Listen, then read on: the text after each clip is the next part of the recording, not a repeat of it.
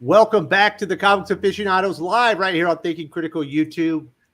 Lots of interesting stuff happening in the world of X-Men this week. We also got some Tom King stuff to talk about. Have a wonderful panel work. Doc won't be here because he's been domesticated. He's out with his old lady doing some errands and whatnot. But we should have Jim from Weird Science DC, but he hasn't quite made it yet. But speaking of Weird Science DC, we do have Gabe Hernandez. So are you his best employee? Are you his guy?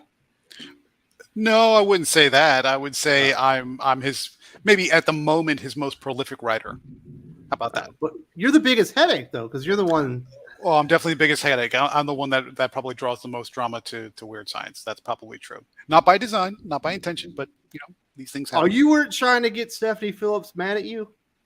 No, I wasn't trying to get Stephanie Phillips mad at me. As a matter of fact, quite the opposite. Stephanie Phillips got me mad. So, you just let it flow on the page, and that's how it happens. Very nice stuff. You got anything coming out from Weird Science or Comical Opinions, Gabe, that people should know about? No, just reviews, and more reviews. If you're really into Weird Science, our bread and butter are there. Even though we do a lot of written reviews, and that's where I spend most of my time. Our bread and butter is really the podcast. So if you're into podcasts and listen to where we really break down the comics in detail and add some sound effects and maybe some levity to go along with it, that's where you should pay attention. For Comical Opinions, just read the reviews, sign up for the newsletter, and you're in for a lot of good information. Very nice. We've also got Gervais Dargett from Animated Concepts. How you doing, Gervais? I'm doing okay. Saturday morning. Get through talking about Tom King, Hellfire Gala, all this other goodies coming out from Marvel and DC of late. But anyway, ready to do it. How's Chicago? Have you gotten any deep dish pizza lately? Oh, the hell with you. You don't like deep dish pizza? Chicago pizza is made to taste like cake. All of it tastes like cake. Everything is just cake, cake, cake. It's like, this is not real pizza. But I'm forced to endure it because I came here to marry the love of my life. Now, Chicago, I realize, is my own personal hell. Do you like a Chicago-style dog, at least? With the peppers and the relish and all that stuff on it? Again. Cake, I say cake. Those peppers are spicy. What are you talking about? Oh, God. There's a reason why Chicago's the second city. I prefer a New York slice because I like thin and crispy kind of crust. But that's Chicago right. deep dish, greasy cheese. Like one slice of Chicago-style pizza is a meal. It's too much. It's like that. Imagine if all of your pizza was cooked in an easy bake oven. That's what Chicago pizza tastes like. I was not expecting that, sir. I imagine, if I was in Chicago, I'd be enjoying it. And you would not appreciate the spaghetti here in the Philippines. It's way sweeter than the Chicago pizza. Hey, look, it's like if everything in life tastes like a Newport cigarette. That's what. Sounds brilliant. Well, so we got Yul Carter from Berkeley, California, the proprietor of Fantastic Comics. How you doing, Yul? I'm wonderful. Thanks for having me on. Just to let everybody know, I have a YouTube channel, Fantastic Comics, and I will have soon an interview with Casey up. God, wrong Joe. Nice. There's a link in the video description if you want to go find his channel. Congratulations on that interview. So that's a pretty big one. Yeah, I put it up on my Patreon, the full length thing, but I'm gonna cut it down so that it's a little bit more digestible for YouTube. Nice. Yeah. Are you still following the Dodgers? Yeah, why not? They're a pretty good team. They're not bad.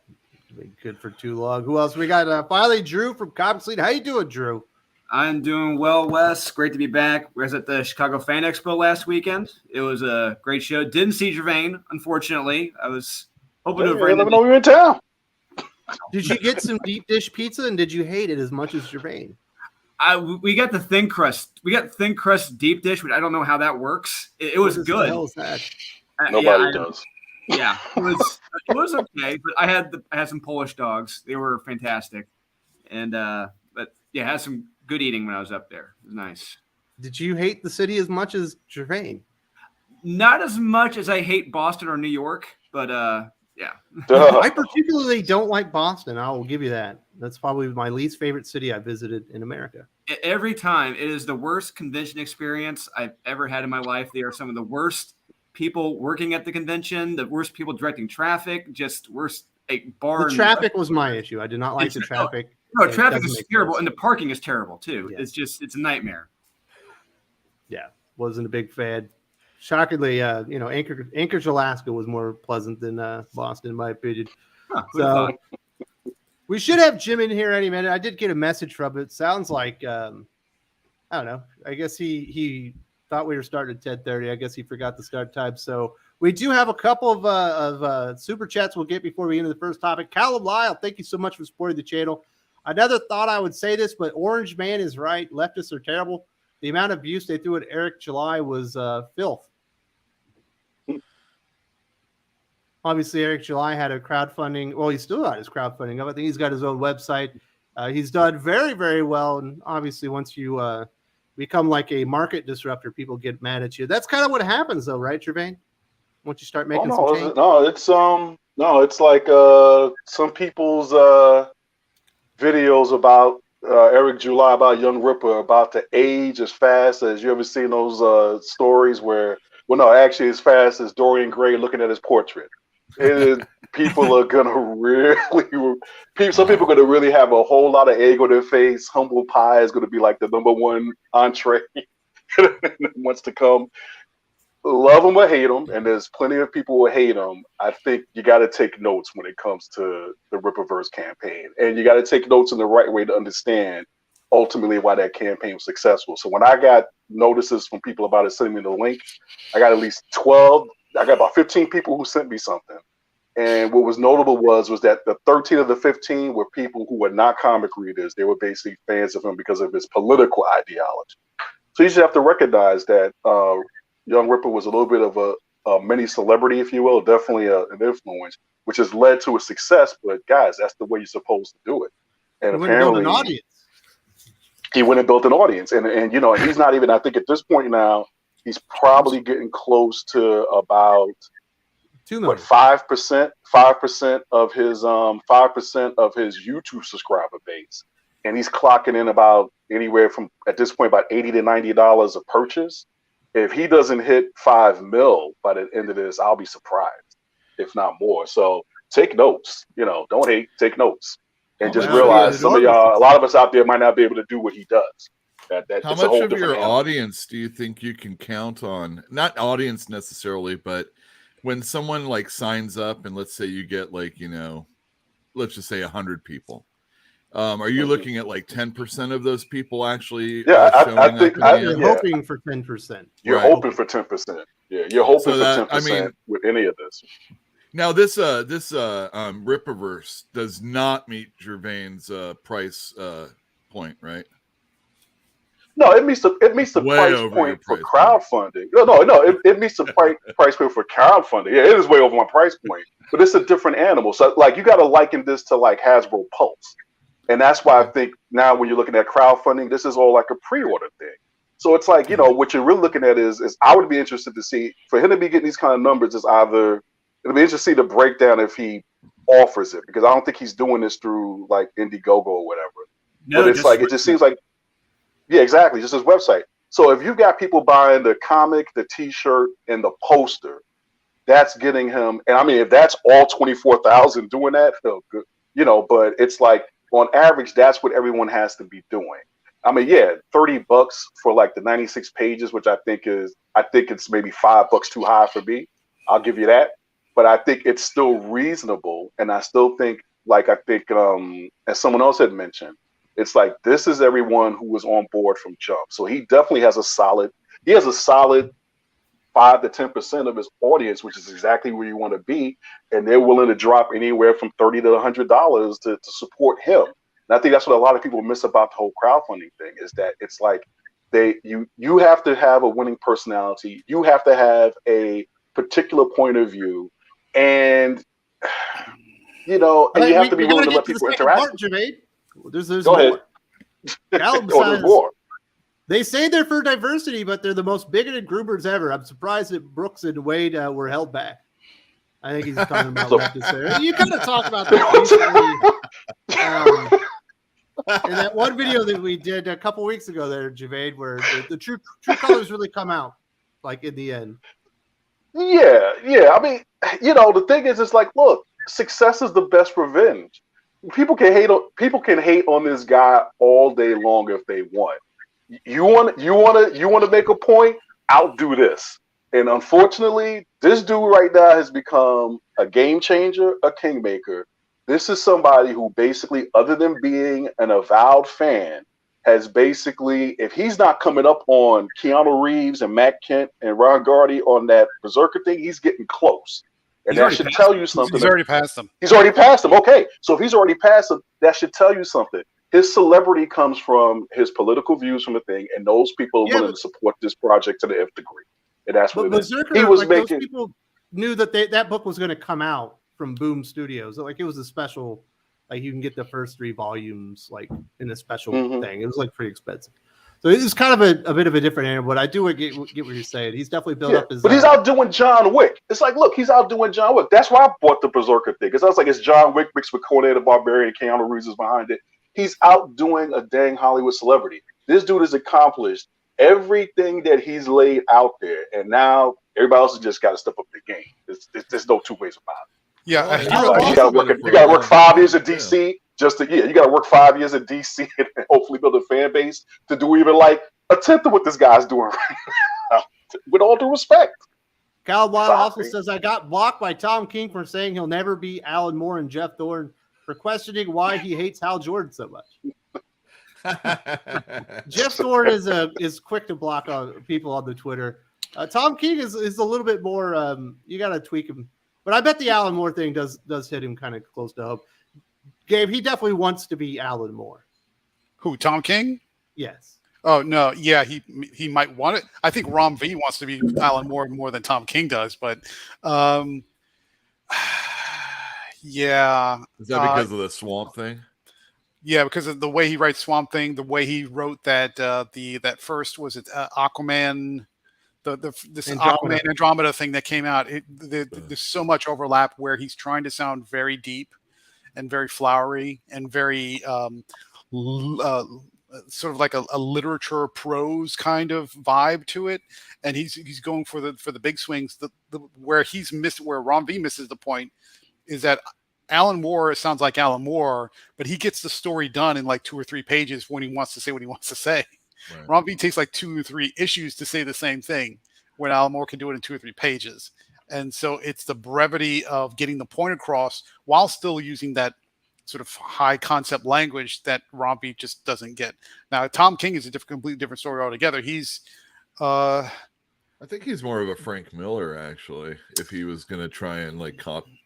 No, I would say Tom King takes the Alan Moore deconstruction point of view, but doesn't do the restructure. He doesn't do the restructure after that. Right, sure. Tom King goes for emotion. Tom King goes for very personal emotion. That's kind of why I said Frank Miller. Yeah, but unfortunately, his emotion default is misery porn.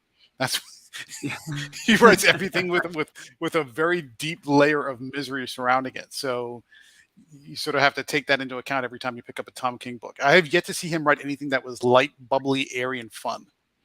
Those words don't come anywhere near what Tom King's trying to do. Dill Lindsay says, where's our DC aficionado? He has to be told that Jason Todd is better than Tim Drake. So Josh was going to join us, but then I overbooked, so he's actually cleaning his office. If Jim doesn't show up in the next 20 minutes, Josh said he'll come in and replace it, but he's taking the day off because we are talking about a lot of stuff. We've only got one DC topic. We've got lots of Marvel stuff to churn through, so we decided to give him the day off, and then Doc dropped us like a bad habit, so that's why we got a little bit of a different flavor on the panel today. Should be lots of fun.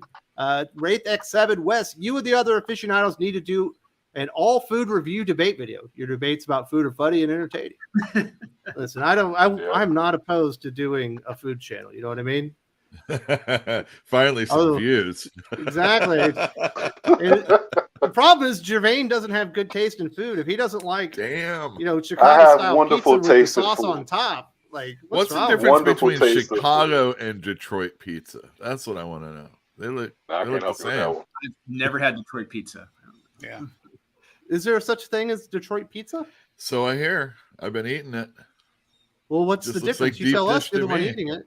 Just Is looks like deep. is the sauce? Maybe on all top, the though? stuff's actually on top instead of in it. Yeah, because the sauce is supposed to be on top in the Chicago style. Yeah, That's what it is. I'll settle this debate right now. Nobody does pizza like Chicago. There it's settled. There you go. Well, we've got Jim Everybody from can agree Weird with that. Science. Chicago pizza. What Oh, the no. heck? Oh my goodness! You have to eat it with a fork and knife. That's crazy. Jim's a Philly guy, so you got to watch out. It's classy kind of pizza. You know what I mean? It is classy. Pinky up. Bad. I made Philly cheesesteaks the other day, Jim, and we don't have hoagie buns here, and I put them on a hamburger bun, and I felt like a poser. Yeah, you know what I mean? but you didn't put green peppers on it though, did you? No. Thank God. Thank God. Just Then it's onions not a and Philly cheesesteak then. Cheese That's whiz. my big argument. But yes, cheese whiz. But yeah, hoagie bun would have been better. But you even said before, I heard you before. Yeah, it's hard to get buns like that. Yeah, I think it sounds like Eric is going to show me how I can make my own hoagie buns. Yeah, and we'll be yeah. in good shape. We've got what else we got? We got Cal Lyle says Thorne said I'm a professional. You don't need to love the character to write it. When I disagreed and used Jeff Johns as an example, I said you're not a professional if you don't make sales, and he hit block. Nice. Jeff Thorne will block a lot of people. Like I never even talked to the guy and he blocked me just because I made a video about how much he hated Hal Jordan. Yeah, Jeff likes to use those blockchain or block lists where he'll just block people just because they've been associated with somebody else. You don't need to tweak them to get blocked. Well, I mean, with the Green Lantern run that bad, I mean, that thing was damn near unreadable. I mean, you read it, right? You read that Green Lantern game? I wasn't a fan. I think, if Eric Shea was on the really stream, he could talk about that all day long. I'll agree with Jeff to a point in that if you're a professional, you can still assemble the scripts professionally. You can still have the dialogue and do the scripting and all those things and put it together. But you will notice a difference between a writer who loves the character versus a writer who doesn't.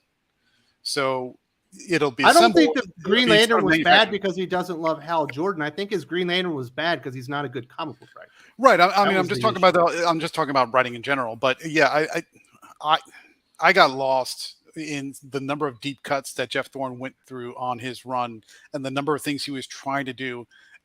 I'm not trying to psychoanalyze the guy, but in many parts, to me, it looked like he was really trying to overprove that he was trying to prove himself. He tried to overprove that he knew the best of anybody about Green Lantern lore and the number of deep cuts and little things and past historical points he was trying to pull into this run. The problem is they were so deep and so obscure and so out of nowhere that the weight of the importance of those events made no difference at all to anybody who was new to Green Lantern. And even those who were really well-versed in Green Lantern, they were like, okay, well, that's a reach. You're really pulling that one for It was funny because he was trying to bring back Mosaic, a story that DC itself won't even reprint because of, sus creator and stuff like that. So you couldn't even have a reference to go back and read the stuff to catch up and see what he was talking about. Yeah, but Mosaic is his creation. So yeah.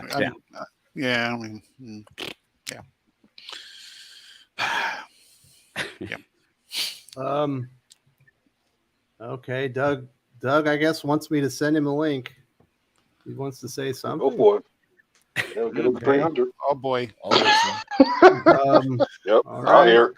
Come on, a Saturday morning. Come on, can we? All right, fine. That's right. Sure. All right, okay, fine. Wake me up.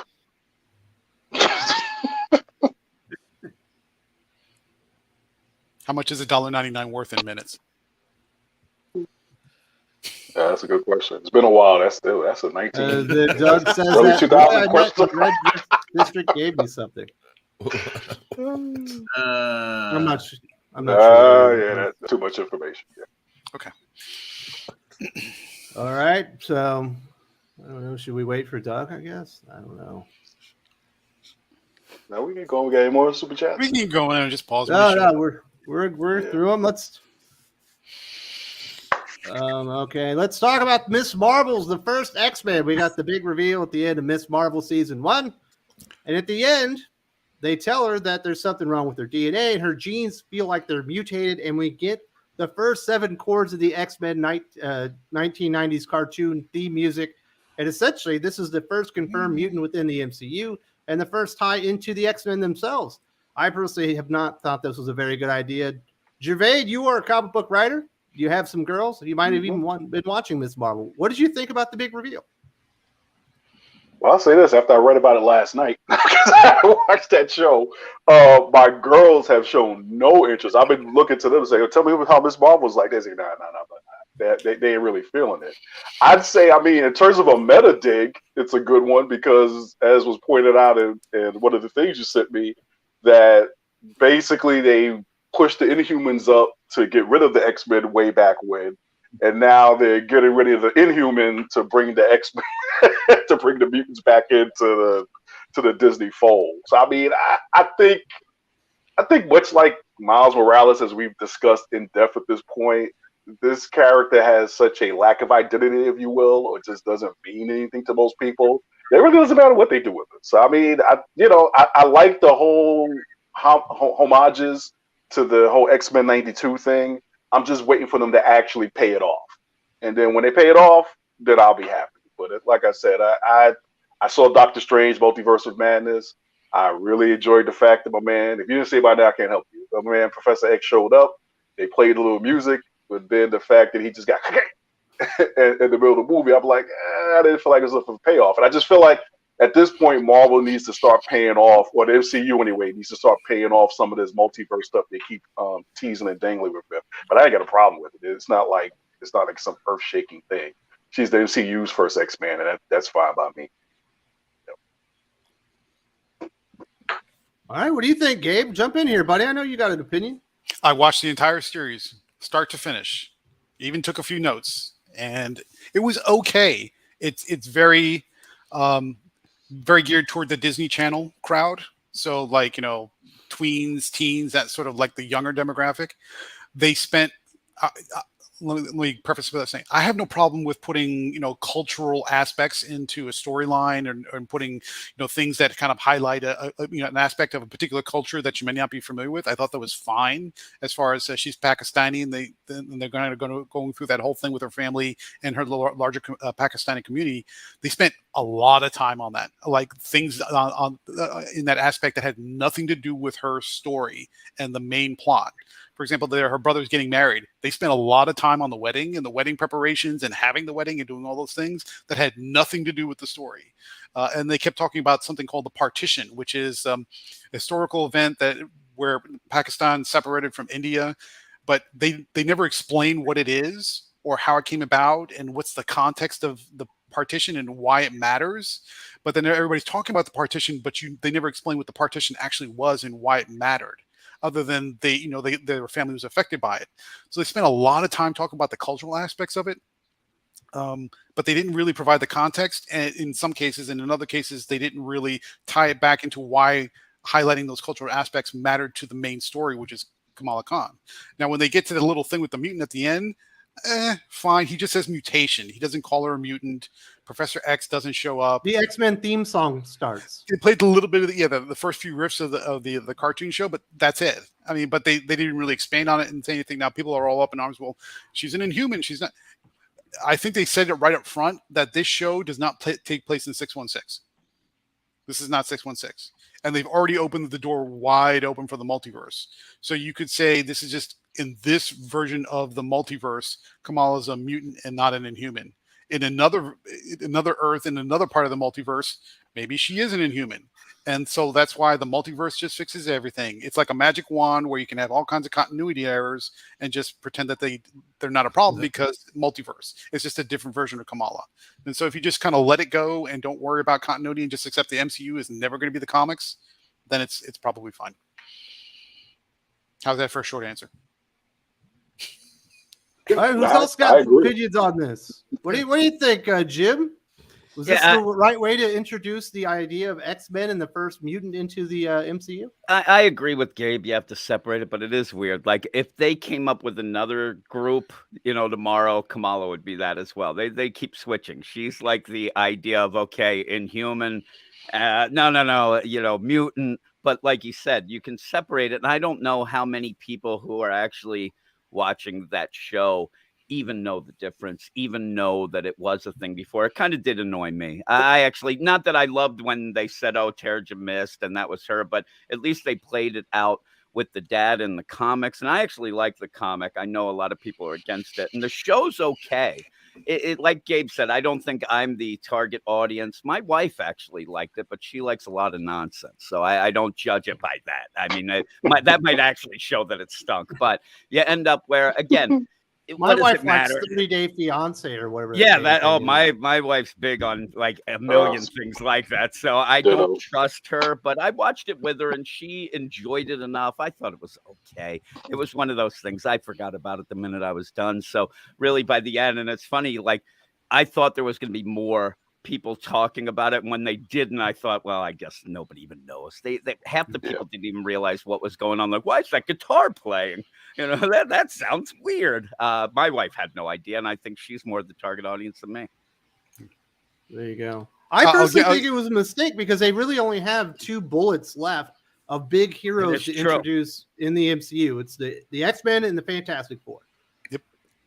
People know who the X-Men are. They've had their own movie franchise and whatnot, and people are waiting for the damn X-Men to finally show up or a tease that they're finally here. I just think this was the wrong way to do it. I think making Kamala Khan a mutant, because you're not going to do it humans in the MCU. It bombs so hard.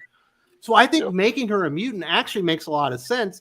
It probably works within the character, but I think instead of elevating her to like X-Men status, it kind of devalues the X-Men to introduce it into your least viewed show with a character that, quite frankly, just isn't important. And that actually, you're right. Actually, that side of it, if you look at it, it was kind of a really fail of an announcement. I mean, it really was like, oh my God, when are the X-Men going to come in? Like, oh, that? Like nobody knew, nobody cared. So yeah, you might be right there. It didn't have that big oomph either. But that Professor X already happened, right? Yeah. Exactly. I mean, there you go. But that was from a different multiverse. He wasn't from the MCU. I mean, I understand, but he got wasted. I mean, it was the same kind of intro. It was like, regardless of where they came from, looked pretty lame, right? Maybe they could have. Maybe Kamala wasn't the problem. Maybe they could have just done it a little more. You know, something a little more. It should have been Professor X saying, "I've heard you've been asking where you got your powers from. I need to speak to you." Yep, and that would have been like, boom. Yeah, you know what I mean? That would have been the deal, not Bruno. Like, hey, I figured this out. Yeah, that's right. In other words, but there's also a challenge. 90s Jubilee. Yeah, but there's a challenge to the way they constructed the story because the way Kamala's powers wake up. She also still uses the bracelets thing. Right, she's got the bangle, and she needs that to create her power. So how do you reconcile that with her being a traditional, as we understand it, mutant? So she takes the bracelet off, so her powers go away. So how does that supposed to work? So how are you going to introduce other mutants that are potentially like her or just mutants in the same vein?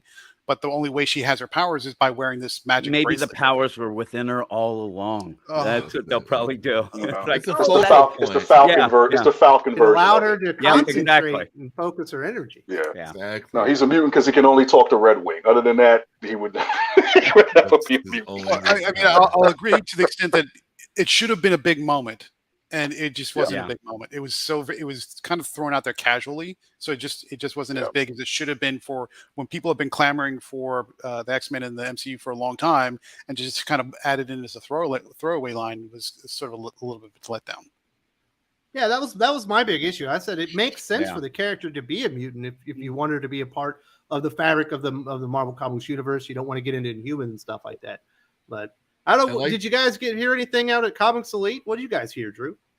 I think Sean stopped watching it. I didn't watch it. Kyle didn't watch it because they said. I mean, they said we're not the audience for it. So hey, we didn't watch it. And when we found out about the last episode, we just took it as they're going to do whatever they can to make this character as relevant and as important as possible. And I'm sure at the end of the second season, we'll find out. Oh, she has some type of spider powers. Or by the end of the third season, we'll be like, she has some type of adamantium skeleton in her. Just they're going to do whatever they can to make her. And I can't wait for when Wolverine shows up. He's going to have a vibranium skeleton. Ooh, you know what I mean? Even better. Well, Wakanda. Here's the most telling part about the show, though. My daughter's 13, so she's a girly girl, but she's a little bit of a tomboy. But she's like right in that demographic. She's perfect. And we said, if we're going to watch this, we're going to sit down and we'll watch it together, and just you and I, and we can bond and do the whole thing. After, I think, the second or third episode, she noped out. She was bored. When they started, especially when they started getting into all the wedding planning and doing the wedding, she just thought it was weird and was boring and uninteresting. Not a superhero story. And she just noped out. She's like, I'm bored. Yeah, my daughter's a Disney Channel that Disney Channel demographic, and it just held no appeal at all. But see, that's also the problem with Multiverse of Madness, was that when they had the Illuminati showed up, they were big What If fans of the show, and it just didn't pay off the What If connections. It just didn't. Like you basically waste Captain Carter. It should have been Captain Britain, but Captain Carter. The first time she shows up in the MCU, it's like, man, wah wah wah wah. I mean, that's what it is, and that's what this feels like. And the weirdest thing to me of the What If cartoons, I thought the Captain Carter one was the weakest. It was the weakest. It was the biggest one for my girls. That's the one they recognize, and that's the one they were like, oh, okay, they're gonna break. It's gonna connect those two universes some way, and it just didn't. So I mean, I hear you, but don't read the comic book because it's awful. The comic book is terrible. The comic book by McAfee is terrible. Bad. But it was the weakest because it it forgot what the whole point of What If is. What If is supposed to twist something in the timeline, and then you get a completely different story with something that's different. All they did is retell the first Captain America movie with a different character. They're just running the same story. The What If concept left and right. We do have some people chiming in. They want to talk. Lane Craver says, I just ordered the 1/6 scale Rebirth Sinestro statue from XM. Came on top of Parallax. What's your favorite form of Sinestro and Hal Jordan? Favorite Green Lantern story? Man, wow. I'm a big Green Lantern fan. My favorite Green Lantern story probably is Blackest Night. That thing was so epic in scale. It is so enormous and all encompassing of the DC universe, but highlighting the Green Lanterns like front and center, which doesn't happen very often. I really love that one. The Ivan Reis art is just beautiful. Jeff Johns really got that one.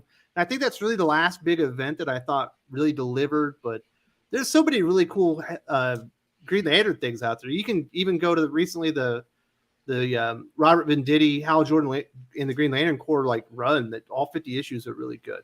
Yeah, absolutely. Do you have any Green Lantern recommendations, Gabe? Blackest Night is good. For me, I'm kind of old school. And for all its faults, I like Zero Hour. Not necessarily that it was a Green Lantern story, but what it meant for Hal Jordan and the Green Lanterns coming out of Zero Hour. And by kind of introducing the whole Parallax retcon, I see where Johns was going with that. But honestly, I would rather if they left the ending the way it was with Hal Jordan dying at the end. Sorry, I'm spoiling if you haven't read it. But for me, that as a Green Lantern moment, not necessarily a story, but as a moment, that one is the one that still sticks with me after all these years. Absolutely. I do like the original introduction of Sinestro, like back in the day. He looks so different. His face is longer. He's got more of a pink skin than like a reddish kind of skin. Or I think it's reddish, not pink. I really like that version of the character as well. But I love Sinestro. He's such a cool villain. They really misuse him. Cal Lyle says, I think the MCU X-Men will be kids. They might as well hire Eva DuVernay, but it shows Sana Amanat is desperate. I don't believe the MCU's X-Men will be kids. I believe the Young Avengers are going to be kids, and they're certainly setting that up. We have Kate Bishop. We've got America Chavez. It sounds like Nova's coming in as well. Obviously, you've got Miss Marvel and whatnot. But I have a pretty damn good feeling, Jim, that the X-Men will be adults, and I think they'll try and grab a couple of faces people recognize. Yeah, that they're going to have to, and even if they mix it up a little, but yeah, they'll be regular young adults probably, but not kids. And Young Avengers. I actually love the book originally. That was a really good. I'm a little worried about that team if they end up doing that and when they do it. But yeah, the X-Men, I think they have to make it recognizable, guys and gals. I mean, it would be crazy if they really went kids. I mean, people would bail. They really. Well, they kind of tried to do that really in that last iteration of X-Men. Really was the Apocalypse story where Cyclops and Storm and Jean Grey, I think they're all like 15 or something like that. Yeah.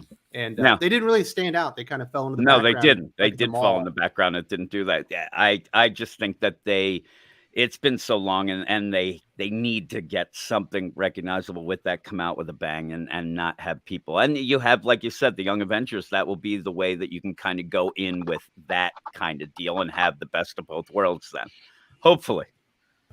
He also says Kamala is a jinx. She fails over and over. Actually, the initial sales for Kamala Khan as Miss Marvel were actually pretty solid for about 6 months because it was a new character jumping into the mantle. Maybe it felt exciting at the time, but I don't know. They just don't have a voice for the character, Yul. Like, is Kamala Khan popular in Berkeley? She has been in the past. I think the main problem with her was that they tried to integrate her in storylines with the Marvel Universe, and they had all these new customers that don't know Marvel shenanigans like we all do. You know, we know that a 25-part crossover with one-shots galore is going to be, infesting your comic book eventually. And I think it scared a lot of people away. Restarts, art changes, and lack of main villains for a character. If you're going to start a brand new character these days and you don't have like 5 brand new villains for them, and if you're Marvel, steal another one so they can have 6, do the Kingpin deal. That would be, why bother making that character? Because I like Batman, but what you always find out about people that like Batman is they like the villains, and you need a rogues. Even Flash has a deep rogues gallery. Flash has an amazing rogues gallery. Superman has third good behind rogues. Spider-Man and Batman. Spider-Man, but when you get to Daredevil, people like Daredevil. I like Bullseye. I think more because of the creators. But I can't really think of too many. Stillman don't count. Sorry. Typhoid Mary. Typhoid Mary. That'd be another one. Typhoid Mary, but even Bullseye. still, half the time he's trying to kiss her, not kill her. Yeah. But so when he stole Kingpin, it was game over. Daredevil's important now. But how much of an overlap is there between Daredevil's Rogues Gallery and Spider-Man's? They're both in New York and they're both street. You can't have Kingpin, crossover. But it's mostly other lame guys. Yeah. When you get to the gangster level, they're pretty much all the same for both, I think. That's true. Yeah. I mean, Ms. Marvel is. I wouldn't say she's a jinx. I think she's a lightning rod character that people can wasted come back potential to. Is what she is. Yeah. Well, I think right now, but all these characters, you got Miles Morales, and if you're gonna, and you just gotta. I mean, the Marvel movies and TV, what they can do is they can mix and match, and it doesn't matter. They've not wasted all their villains, so they could be Kamala's villains, or they could be, Kate Bishop's villains, or whoever the hell you want to use. Yeah, but that's how I feel about it. Ideator says the MCU is constantly shooting itself in the foot. Mutants are being treated as if they never existed. How would they handle Magneto's origin? Oh, they got to change Magneto's origin. Plus, he would be really old, even if he was a small child. In that, so they're going to eventually have to do something if they want to keep like a character of Magneto in there. But I think that's probably having Perilous comes in, right? Yeah, having a multiverse doesn't mean you have the same timeline either. They could do this thing where they go back to the 50s and 60s for the X-Men and then bring them into our universe. That's always I assumed that was going to happen in Doctor Strange. I figured that was going to be one of the big points of doing that thing. Was to that to bring and the Fantastic Four, right? Yeah. You go back to the 50s and 60s and bring the Fantastic Four into our universe. Yeah, but the X-Men are so unless they go for the like, Secret Wars thing. Yeah, it clearly appears that they're aiming for Secret Wars as well. It's just X-Men has the potential to be another $1 billion franchise within the MCU itself, with its own spin-offs and stuff like that, if it's treated right. That's why I'm with the Ideator. They really need to understand that you can't sacrifice other important things just to try and get something over that they have failed to get over for 15 years. They've had plenty of chances to make Miss Marvel a thing. Going back to a previous super chat about the X-Men, I would like to see an all kids X-Men if you're doing it like in a school type setting. Do it on That'd Disney be more Plus. like a Disney type thing. It could be like X-Men minus Academy. the comedy, like a Facts of Life type thing. Just like Strange Academy. Yeah, Much rather see exactly. Space Academy than an X-Men School one, but that's just me. They could do both. I mean, clearly they are aiming towards younger viewers on Disney Plus. That's what they did with Kamala Khan. So, yeah, School for the Gifted show would make a whole lot of sense, and you would be able to introduce a younger generation. And that's the thing, you can, like you said, you can keep recycling or making new characters for it, or borrowing from the comics new characters. Here's a young Jubilee, or a Jubilee. Well, that's what they did with that one cartoon. What was it? X-Men Evolution, I think it was. Yeah. Yeah. Someone just said I look. Are you trying to say that I look like Ben Affleck? What does that mean? That Brother West has a Ben Affleck thing going on. Like, are you saying I could be Batman? Because I kind of find that like a compliment. You know what I mean? You're kind of looking like the Geely era there. You're a little in the Geely era there. That was uncalled for. Ben Affleck. That's what you get from ever claiming I'm from Brooklyn. No. Wow. Yeah, I'm from Brooklyn, so let's keep that chatted to a minimum, please. See, there you go. See, already natural animosity. Honest mistake. It's like spiders and scorpions. Don't mix. I didn't mean to do that. You were going for the jugular. Common sense. I know humans flop, but they were more. They were better in Agents of S.H.I.E.L.D. Kevin Feige could connect Daisy in Afterlife and Miss Marvel. They were better in Agents of S.H.I.E.L.D. Yeah. Agents of S.H.I.E.L.D. actually kind of got good in the second season. It was kind of good for 2 or 3 seasons. Then it got bad again. Mm-hmm. I did like what's her name Quake. I thought that character was pretty good. There was some Chloe Bennett. Yeah. And then I liked her mom a lot, but had less to do with her acting. But that lady was pretty hot. You know what I mean? That's what did for me. Why aren't the Inhumans a bigger thing, Jim? Inhumans are supposed to be important. They try to elevate them over to X-Men. Why did they get it over? They're not as interesting, and they're just not as well known. I mean, they're ugly. Yeah, they're just a lesser version. Like, you got a big old forehead. You're an Inhuman. Yeah, that's not great. You don't need an 8-head to be popular. It's like you need to be Mina Savari to be a fucking Inhuman? Well, I'm just saying they always have like things that make you like an animal or something. Who wants to see that? Yeah, they're just a lame attempt of. I mean, there's fans of them, but they're not as much. Obviously, they're just groupie. We were talking about in the comic store this week. They're like side characters. They're foils to get in the way of Reed Richards. And prevent something from happening, or diplomacy or something. Get Johnny upset. Yeah, the Inhumans are basically the same problem as the Eternals. They're like this weird offshoot that just sits out in the middle of nowhere, and people just don't know what to do with them. Yeah. Don't bring up the Eternals. I read that comic book this week. It was awful. Yeah, I know you liked it better than me. Cal says, I like potential. Cal says, I heard She-Hulk may have flashback to Jen and Bruce's childhood. I don't think they'll show Brian Banner and the murder of Bruce's mom. I don't believe that they're going to be showing many murders on Disney Plus. This is a matter of a policy. I wouldn't mind some flashbacks. Obviously, Bruce is already in there. I think She-Hulk has a lot of potential on Disney Plus. I think it could be one of those weird things. Kind of back in the day, Drew, when they would introduce those MCU movies, and it would be like, oh, this is the crime movie, or this is the weird espionage film. They had different flavors to them. It kind of felt more unique then. I think She-Hulk's going to have a flavor to it that's different than the rest of the MCU. It'll have a flavor, be one of those funky flavors from Baskin Robbins, like where it's like everything all in on the one. I forget what the flavor is called, but the special effects really don't look that good. They look very cheap, and I want this to be good. I do like She-Hulk as a character, but just it doesn't visually look that appealing. We'll see what happens. It can't be worse than Miss Marvel. That thing was visually very unappealing. Don't test them. Don't test them. I'm sure they'll try, but we'll I don't know. I think a weird MCU courtroom drama with some superheroics from Jet will be great. That's what they go for. Jill Lindsay says in Doctor Strange Multiverse of Madness, they say the MCU is Earth 616. That's incorrect. The MCU is like Earth 9999. It's actually been cataloged within Marvel Comics. Marvel Comics is Earth 616. So they got that one all wrong. Actually, the actress from Miss Marvel corrected Kevin Feige on that in an interview. So nice. If anyone saw that. Cobbin says, people are saying that MCU Kamala and her powers are based on Hisako Ichi, aka Armor's. That's a sad for Armor, and Armor was also in the X-Men anime.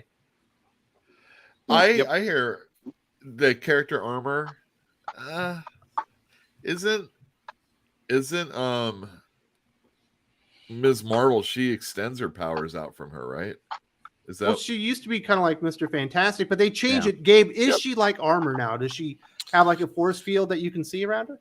Right. So in the comics, she's more like a sort of a knockoff of Mr. Fantastic. So she's stretchy and she can big it and all those things. She makes big fists. Right. In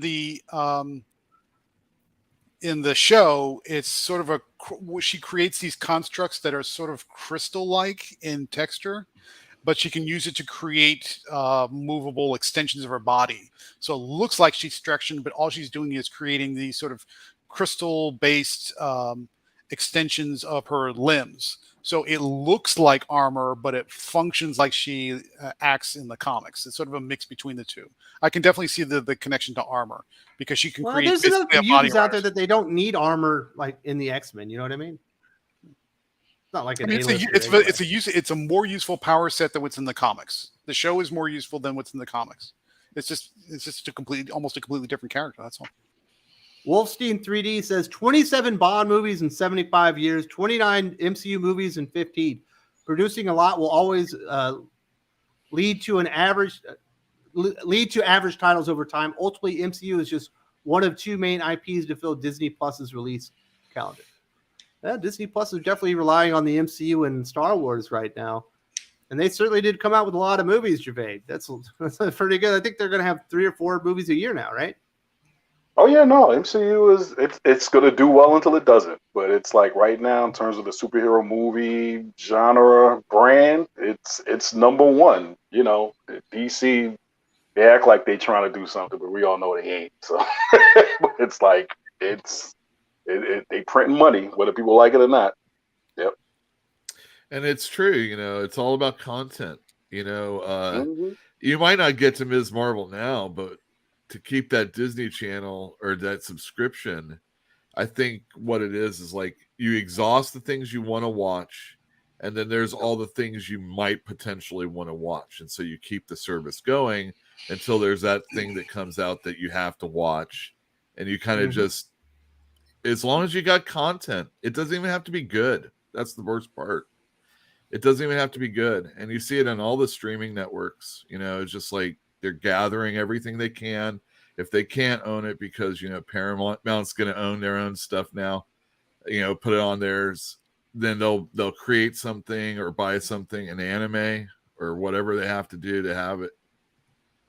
It's just we're getting the riches we wanted so long ago, and it doesn't look so great all the time. Well, and Marvel's kind of burned out a lot of their big stories. Like, how many classic Marvel stories are there left to tell within the movies? Well, they don't. Secret Wars. They don't let things sit. And I mean, like the first wave, you know, or whatever it was until we got, you know, in Endgame and all that other stuff. That took a long time. It was like 10 years of our time. But, you know, when you look at it here and you're like, wow, 29 movies in 15 years or things in 15 years, that's a lot. How many phases are we on right now? Phase 4. Phase 4. Damn. And then I guess FF and X-Men will be 5 and 6 or a 5 or. I don't. They haven't released. I think we're in the first half of Phase 4, but there's no like. Oh my god! At the end of the phases, there's always like something that culminates, you know. And the last time, obviously, it was Endgame. So we'll see where it goes. We'll find out at the end. We'll find out at the end of the next week. Apparently, Feige is going to do some big presentation at Comic-Con to also lay out. D23, they're doing like a 2-hour panel. Right, to kind of lay out what is the big bad, what is the big event that characterizes Phase 4, and supposedly it's got to be Galactus trilogy, right? It's got to be what it is. Maybe something with Kang. It has to be something Dr. with Kang. Doom? Well, Kang. Oh yeah, that's been rumored for a while now, right? Yeah. Godwood Sense says CBR made an article that Sana Amanat wants Kamala as a mutant. It's similar. CBR talked about Zdarsky wants Star-Lord to be bi when Ewing did. Why does CBR do this? They're clicks. They're monetized on clicks. That's essentially why they do a lot of this stuff. They're not as bad as Screen Rant, They're the worst clickbaity site that covers Yep. comic books, in my opinion. But they put a bunch of stuff out there just to frustrate you with the headline and the picture, so that you'll click on it. And half you of get it's advertisement. late. Like they'll announce something that was from a month ago, but still get it wrong. Yeah. It's like I'll cover With something, these and 2 weeks ideas, later yeah. they'll say, "Oh, this just happened in Batman." It's like, Yeah, well, you're like, another no, issue. that was last month. Yeah, but that's what they do to you. As far as I guess the original plan, they did want Kamala to be a mutant, but the X-Men weren't important. They were over at Fox, and they were trying to elevate Inhumans, and that's why she ended up being an Inhuman, according to some stories I read. We shall see. Wraith X7, in my opinion, they should have made a faithful adaptation of Alan Davis's Clandestine series instead of a Miss Marvel series. That's a deep pull. Wow. I don't know. Yeah, if I agree with that's almost Thanks obscure. Thanks for the $5. Yeah, Yeah. she's trying to make me look bad. I know that series. I own it, but man, yeah, that's yeah. I mean, if you want to look Deep in about the what's going on with Disney Plus, my concern is that you have a series of shows that have come out and are coming out where the depth of knowledge about what you need to know to understand to appreciate the show really is going deep into. You got to be a really big comic book fan, because you're coming out of Obi-Wan, which wasn't great, definitely had some issues, into Ms. Marvel, which also was mediocre, wasn't great, definitely had some issues. You're going to She-Hulk, which is gonna be weird, is a weird tone compared to everything prior to the MCU. I'm not saying it's bad. I'm just saying it's a very different tone from what they've shown so far. And then what's coming up after that is they're filming Mandalorian season 3, which hopefully is good, but the last season wasn't so great because they kept interspersing stuff with Boba Fett that didn't really sell. And then you have Loki season 2, which I'm not sure how many people watched the first one to begin with, because it just wasn't as, it was very strange and very obscure. So you're getting a lot of weird, middle of the ground, totally strange, obscure stuff that if you do that repetitively, just back to back to back to back, I wonder if people are going to start getting really strange and worn out and tired with that. And we'll see how it goes. Gal Lyle says, did you see the leak of Black Panther 2 art for Riri? I saw the leak obviously for Namor, because I did the video yesterday, but I haven't seen Riri. But if it's as bad as Namor, it's going to be awful. This sounds interesting. The armor looks like it's an assemblage of parts from cars and Jeeps. So she looks like a Transformer. She looks more like a Transformer than Iron Man. Well, that makes sense. At least she doesn't look like Iron Man. It looks very cobbled together. So it looks like hardware from a mouse. Yeah. Kinda, yeah. Something. Cal Lyle says, I hope they don't race swap Eric. He's a villain. I have a soft spot for him. Him being a Holocaust survivor and becoming what he hates is brilliant. I know they've talked around that perhaps that's an idea. I doubt they'll do that, because the origin story of Magneto is so powerful and it is so well known. You start messing with things like that and trying to change, obviously the ethnicity of the character is key to his story and how he becomes what he is. So it's one of those characters that would be difficult to do some race swapping or things like that with it. So I don't imagine we'll see that, but hey, Disney are doing some weird stuff with Marvel. H.H. German from Sigma Comics, shout out from Cockapalooza, Houston. Keep it tuned to Thinking Critical, support these great experts, and hit the like button. Tick, tick, San Diego, here comes Calico. So if you're going to be at SDCC, sounds like Sigma Comics will be there. And if you're around Comicpalooza in Houston, definitely go check them out as well. Those are some great guys. And HH will definitely sell you on some Here Comes Calico if you visit his booth. He's a really friendly guy. And thank you so much for supporting the channel. Rate X7. The Inhumans aren't that popular because they are superhumans who live in a city where everyone has superpowers, which doesn't make them special. I think they're just there to set up for Johnny to date people. That's everything I see. Sure. That's all it is. Johnny needs some more dates, so they have them on the side. You bag both if they sisters. let off the Inhumans with just the enormous dog and another character instead of all the stupid characters that they had, it probably would have been more successful. Yeah. The special effects on that show really bombed it from the beginning. Her hair looked awful. Yes. That was a bad show. I ended up, it's one of those things. I tend to get drawn to things that I know are horrible, thinking that I'm going to crack the code and like, oh my God, this is the greatest. That thing was horrible. It was so bad. And I just bailed. Yeah. When you It talk about came from a ridiculous place and shows, it ended ridiculously. That's what happened. yeah.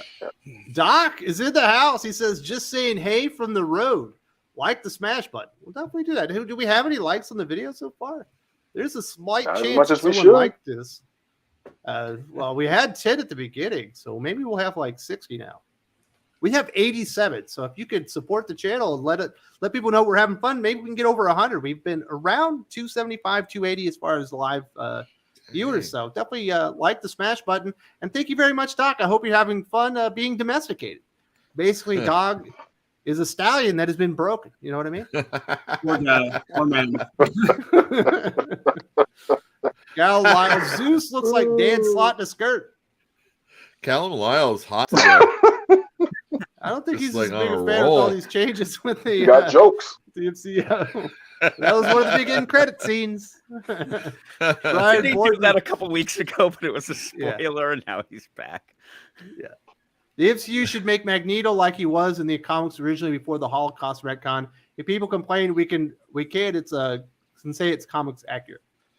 You just ignore it altogether. You don't have to.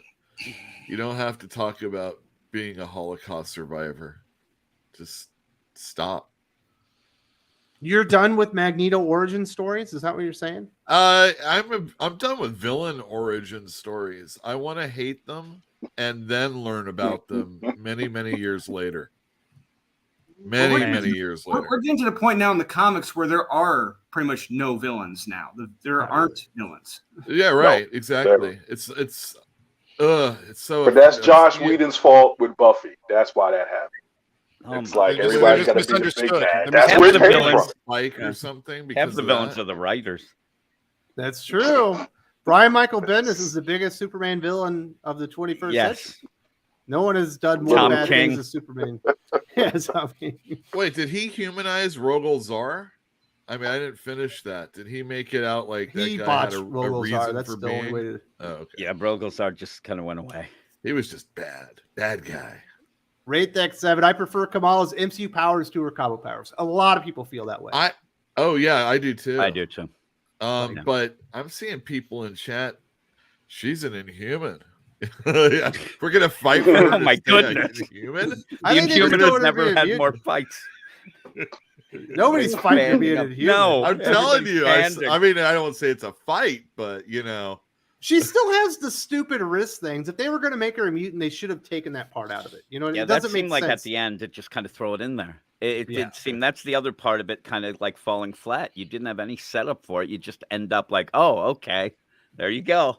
And if you're reading the comics and stuff, then it is goofy, like, oh well, she was an Inhuman and that. But yeah, that I like Kamala, but yeah, she has no rogues gallery, and the book was set up mainly to be about her and her family, and that gets old after a while, and it doesn't go for a great TV show. So you end up, the villain's a wedding planner, or maybe the weather, What are the we day gonna of the do? wedding. Yeah, there's the big Brains. villain, and that's not anything that people are going to get behind, especially the demographic you're going for. And you even had that there, where the young girls, guys, whatever, they bail. The people who read the comic are mad because it's different. It was kind of a mess the way they set that up. It really wasn't the greatest way to get a character that people are out there that want to, bite back at her anyway.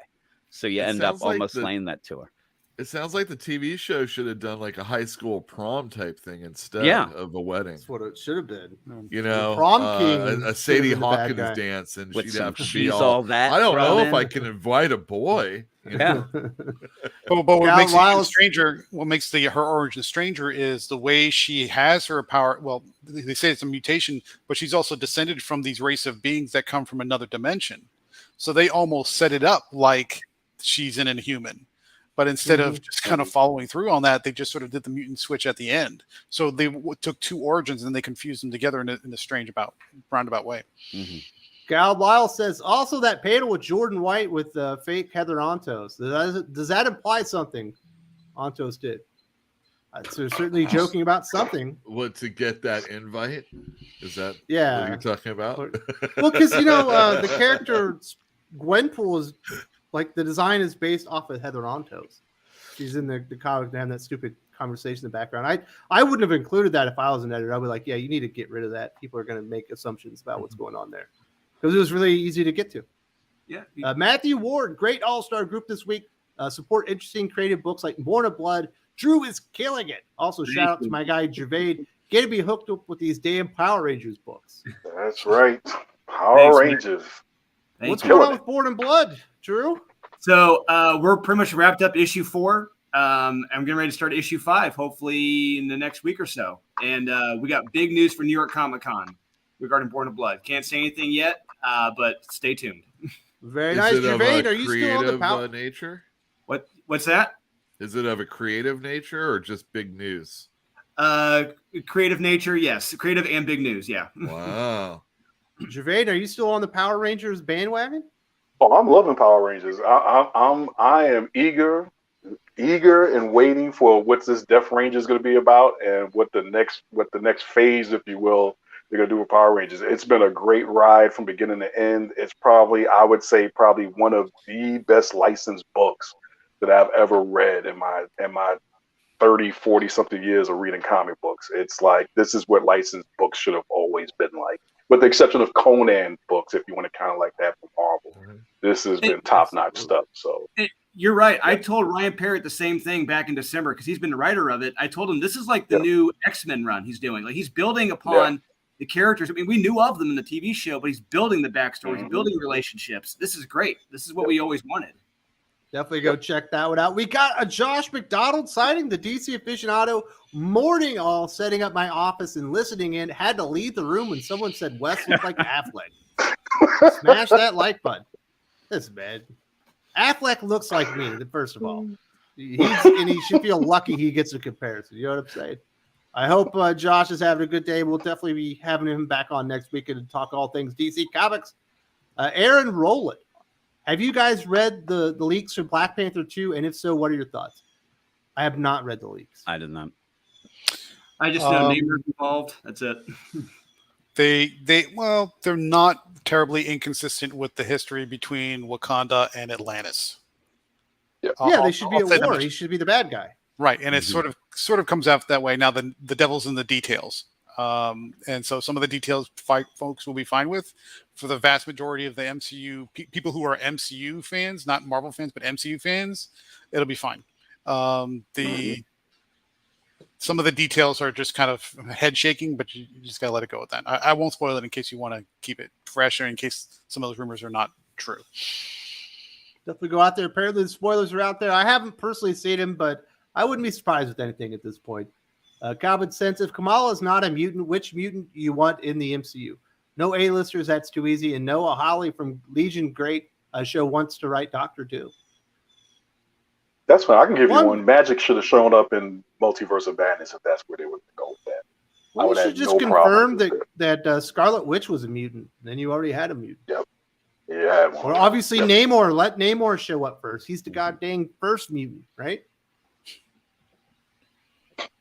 Which mutants do you want to see, Gabe? I mean, honestly, I'm old school. I want to see the original bunch. I want to see Beast pre Blue Fur. I want to see Iceman pre Bendis character assassination. I want to see Angel pre Archangel. I want to see Marvel Girl pre love triangles. I want to see the old school, and I want to see them start old school and build. That's what I want to see. What I don't want to see is whatever the heck that nonsense is in Hellfire Gala. All of a sudden, just step through a portal and like, here we are. Yeah, let's not do it that way. Let's not jinx that one. Ideator says, I believe the wristband may be connected to the rings from Shang-Chi, which involved Captain Marvel in the mid-credits. Explain the mid-credit in Multiverse of Madness. Perhaps. If maybe they kept around for a reason. I don't know. They haven't really done the 10 rings very well yet, so we'll see how it goes when they're introduced. They really blew that one on, was that Iron Man 3? Not a very good story, but I didn't particularly like that one. But that is good food for thought. Thank you very much, Ideator. And thank you to everyone for supporting the channel. Really appreciate it. We just talked about this, but we did have X-Men Hellfire Gala 2022. It was a weird week for X-Men. Gabe, you are a connoisseur of bad comic books. You read as many bad comic books as I do every single week. I personally did not enjoy X-Men Hellfire Gala 2022. I felt unfocused. It didn't really feel like a comic book story. What did you think? I was bored. Probably about 5-10 pages in, it was really boring. It's a lot of people standing around in bad fashion, talking about stuff that's going on. If you want to break it all, I mean, it's like 60 some pages. I mean, it's a double size. It's like a triple size issue almost. It really breaks down to three things. You get the new X-Men team for this year, which they did nothing with when they created the new X-Men team from last year. And the X-Men team from this year looks like Spider-Man and his amazing friends. If you look about half the makeup of the team, that's basically what that is. It's Spider-Man and his amazing friends without the Spider-Man, although he is there at the Hellfire Gala. Two, I'm sorry I'm spoiling it, but we've got to talk about it. The world now knows that the mutants are immortal. They know that resurrection protocol is in place. And three, Moira may or may not have killed Mary Jane Watson at the end of it. She just sort of shows up with her hands bloodied and says, well, I took care of all that nonsense. But it all happens off screen or off panel, I should say. So they never really clarify if that, which was a concern when that came up a few months back about Moira was going to use MJ to infiltrate the Hellfire Gala. Did she kill her? Did she not kill her? Don't know. It's never explained. It's never shown. It happens off panel, and Moira just shows up with bloody hands and just like starts watching her. And well, all taken care of. So, I mean, those are the big three things that came out of it, and everything else you could basically skip, ignore, and just forget about. Nothing else matters in that book.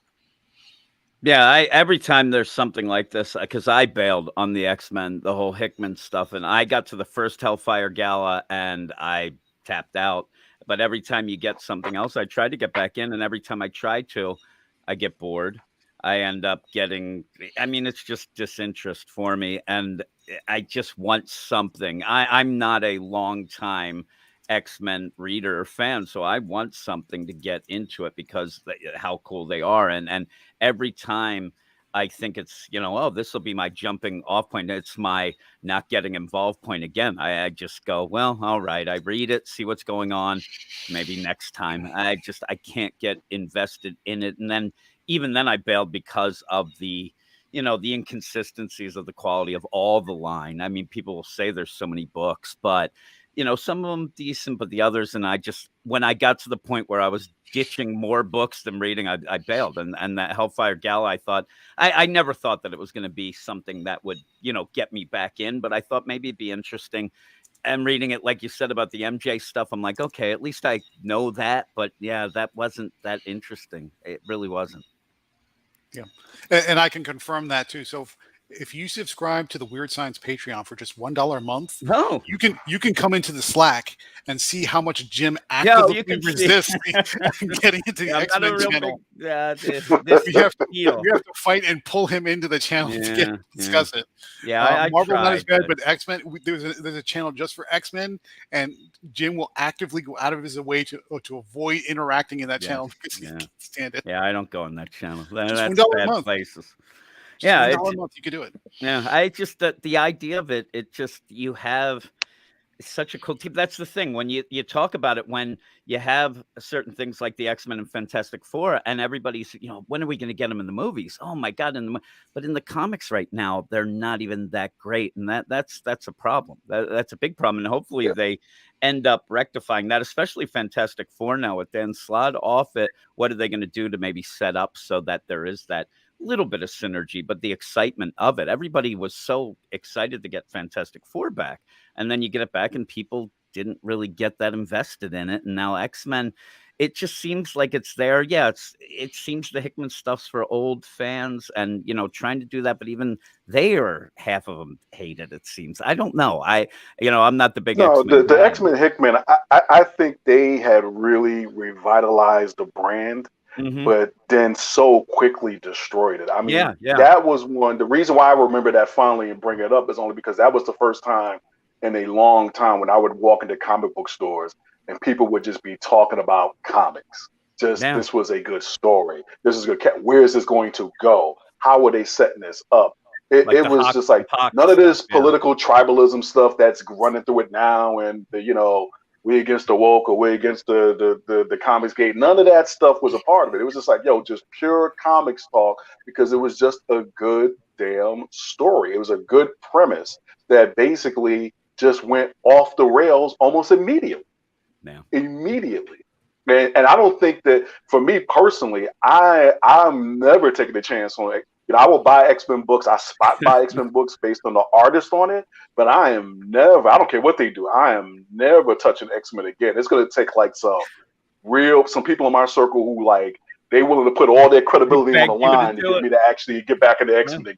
Fantastic Four, I'm not there yet, but X-Men, no way, Jose. Yeah. It seemed like Hickman had a really cool plan, and then it went a little extended, and you had some really poor writers that didn't quite get what they were doing, and it just became, that's the thing, it became almost unreadable. It was boring at points, which it never should be. You have a group of characters that should be anything but boring, and then it got lost in all of this nonsense. And the creative teams on a lot of them are really bad.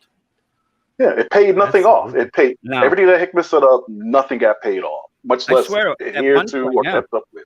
At one point, it seemed like Hickman was the guy who had to kind of sweep everything up and kind of fix things as it went, where the main X-Men book was tying up stupid things from the other books. Like, New Mutants, you didn't do that. I got to do it here. And it all became a mess. When the Golden Girl showed up, I was like, horticulture was not a good idea. So, Drew, what was the response to X-Men Hellfire Gala? Were people happy with the covers? Were they happy with the story? Oh, they're happy for the covers. They weren't too happy that I pretty much threw the Arthur Adams White Queen cover at one of our TVs after reviewing it. But hey, them's the breaks. When it's a shitty comic, I'm going to throw it. I can't help myself. It doesn't matter. It's just people bickering for 72 pages with a couple of action scenes. Yeah, it's just a comic of and then. It's just, there's real no story. And as soon as we got to the Dr. Doom portion, I noped out of it. I said, I am done. F this comic. Boom. Thrown. I'm probably going to barbecue this comic at some point. Just cook some good chicken at some point. But I hated this comic. I hate it. What was the reaction at Fantastic Comics? Were your customers happy? You? They buy it. I don't know if they were so happy. They didn't come back that day and say this is the greatest book ever. But they didn't email you saying drop all my X-Men comics either. I haven't got those fans yet, but there are people that are lapsed and haven't come in for a little while. Like they might have 2 issues of New Mutants built up, and I might have to start thinking about calling them. But, they come out so infrequently, I can't really blame people for knowing when their books are supposed to come in. I like X-Men, the regular book, okay. And I only read that because Immortal X-Men, and I just sat down with X-Men Red 4, and it is it's boring. I mean, I can't get through. It's a slog. Immortal X-Men is interesting, but not so interesting where I care to read this talking garbage all the time. That's the reason why I like X-Men, the regular title, because there's things going on. They even split the group up like they did in the old days.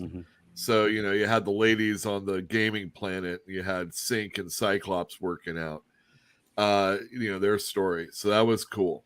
But any of the other books, the minute they announced New Mutants, and Hickman was going to be partially on it, and Marauders, and all that other shit, Excalibur, the Brian, the whatever that one was. Fallen Angels. Yeah, Fallen Angels. Thank you.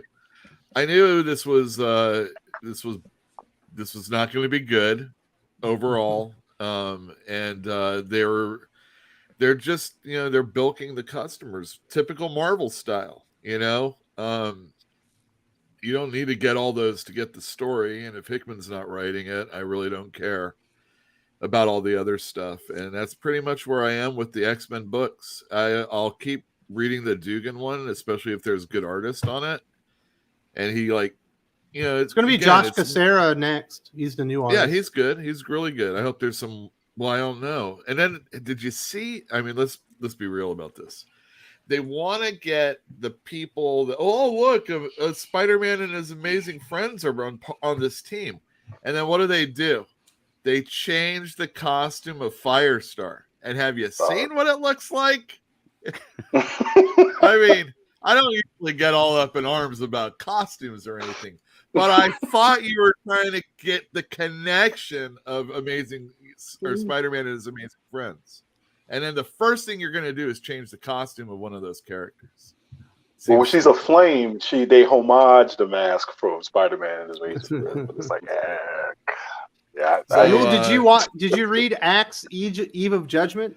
I am going to be reading that because I have to read it. You're gonna fall asleep. Do it later. No, I know. I paged through the thing. Boring. I got the Cyclops cover for myself, but I like Gillen. I think he does a good job. It's just, and Eternals is a fairly interesting read. If you read Eternals, you don't need to read it. It's just a recap of Eternals. Oh, it's just a recap. Yeah, I understand. Yeah, I heard you guys talking beforehand about that.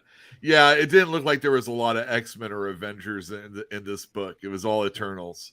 Yeah, 200% Eternals. Yeah, but you know, nonetheless, it says it's on the eve to Judgment Day. So if you can't figure that out. Gabe liked it a lot more than I did. You gave it almost a recommend. Well, it was probably a light recommend, didn't you? It was a light recommend simply for exactly the two reasons that I said earlier. I think before the show started is, number one, if you know nothing about the Eternals, this is a good primer. It brings you up to speed. You get the 3 rules. You know who the players are and where everything is situated. That's exactly what it is. Now, can you make the argument that it should have been a 0-issue free comic book day giveaway? Yeah. Okay. Sure. Yes. And that would have been much better for the cover price. But I mean, if you know nothing about the Eternals going into Axe, this is going to help you out a lot. It also gives you that key element of understanding why the Eternals are trying to kill the mutants, which is the basic premise of the event. And it lays it out pretty clearly, although it's a bit almost too simple. Yeah. basically saying, we think this is going on. Okay, so we're just going to kill you. I mean, that's Droid. They're XX deviation now, and we need to blow up. And then it's like, well, we can't do it the way we thought we would do it. We got to find a new way. I hate when you have books and events where they kind of admit that nobody read one of the main books that led into the event. I mean, when you're there, you're like, like nobody read that, so we better. But it's important enough to get in the event. But here you go. It's so you made it so that anybody that follows every X-Men book probably can't follow the Avengers and the Eternals, or pay a mortgage. Yeah, I mean, there's so many books. So, Jim, get back on Hellfire Gala. Did you read that one? I did. I actually said I read it. I hadn't been reading the X-Men books for a while. I heard there was a big tie-in, the Mary Jane stuff. So I ended up reading it, and I was bored shitless. I ended up. What did you think about Bishop? I felt so bad for the character. Yeah. Like, do you want to fight magic? And he's just got like these pouty lips. He's like, no. Yeah, and even then, it's weird because you go by the deal. I said I'm not a lifelong X-Men reader, but I know enough. And that's bad when I know that, holy crap, that's a bunch of BS. Like, that's bad when I even know it. And yeah, you feel bad for the guy. You feel bad for all of them. Well, he's got a great title in Captain Commander, right? Yeah. He's scared to fight magic. Captain Commander. I saw that. That's a Louise Simonson call out. Oh, is that what that is? Commander X. That's what he was supposed to be called at the beginning. And Liefeld saved us. Oh, that's right. You're right. Yeah. Well, I mean, don't get me started on Marvel's treatment of strong black male characters. In Luke Cage's 50th anniversary, we can't even get a mini together. They had a mini series, Luke Cage Streets on Fire, but they had to cancel it. Yeah. I was turned off just by reading that solicit for that thing. There was no way I was going to. There's no way that was going to be good. You know what's funny is later today, Joe Breen and I reviewed the very first issue of Luke Cage, Hero for Hire #1, and that'll be up. So if you want to go back in the Wayback Machine, that was a really good review. It's a little bit longer, but we had a lot of fun with that one. What is it, Gervais? Issue? We reviewed the first issue. Wow, a little retro on cool. What is it, Gervais? Do you think that like our Marvel comics, is it just the X-Men writers are scared of like masculine black characters, so you've got to like make Bishop this weird character that's all of a sudden scared and doesn't want to fight? I mean, we talked about this before back in the good old days of It's Complicated. And all I can say is I don't know. I don't know what's going on in my community, and I feel like in my community where it's just like, even my wife was watching, as some of us mentioned, some of these quote unquote silly shows, which I can only say that so definitively because I sit along and watch them with her.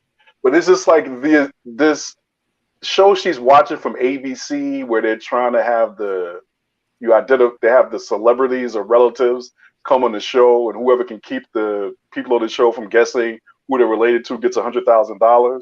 And it's like the first black guy that comes on is just like the most effeminate, just wild out there black guy. And look, and I'm all for everybody expressing themselves and being who they are, but it's just like, yeah, it does seem like there's a little bit of a concerted effort going on here.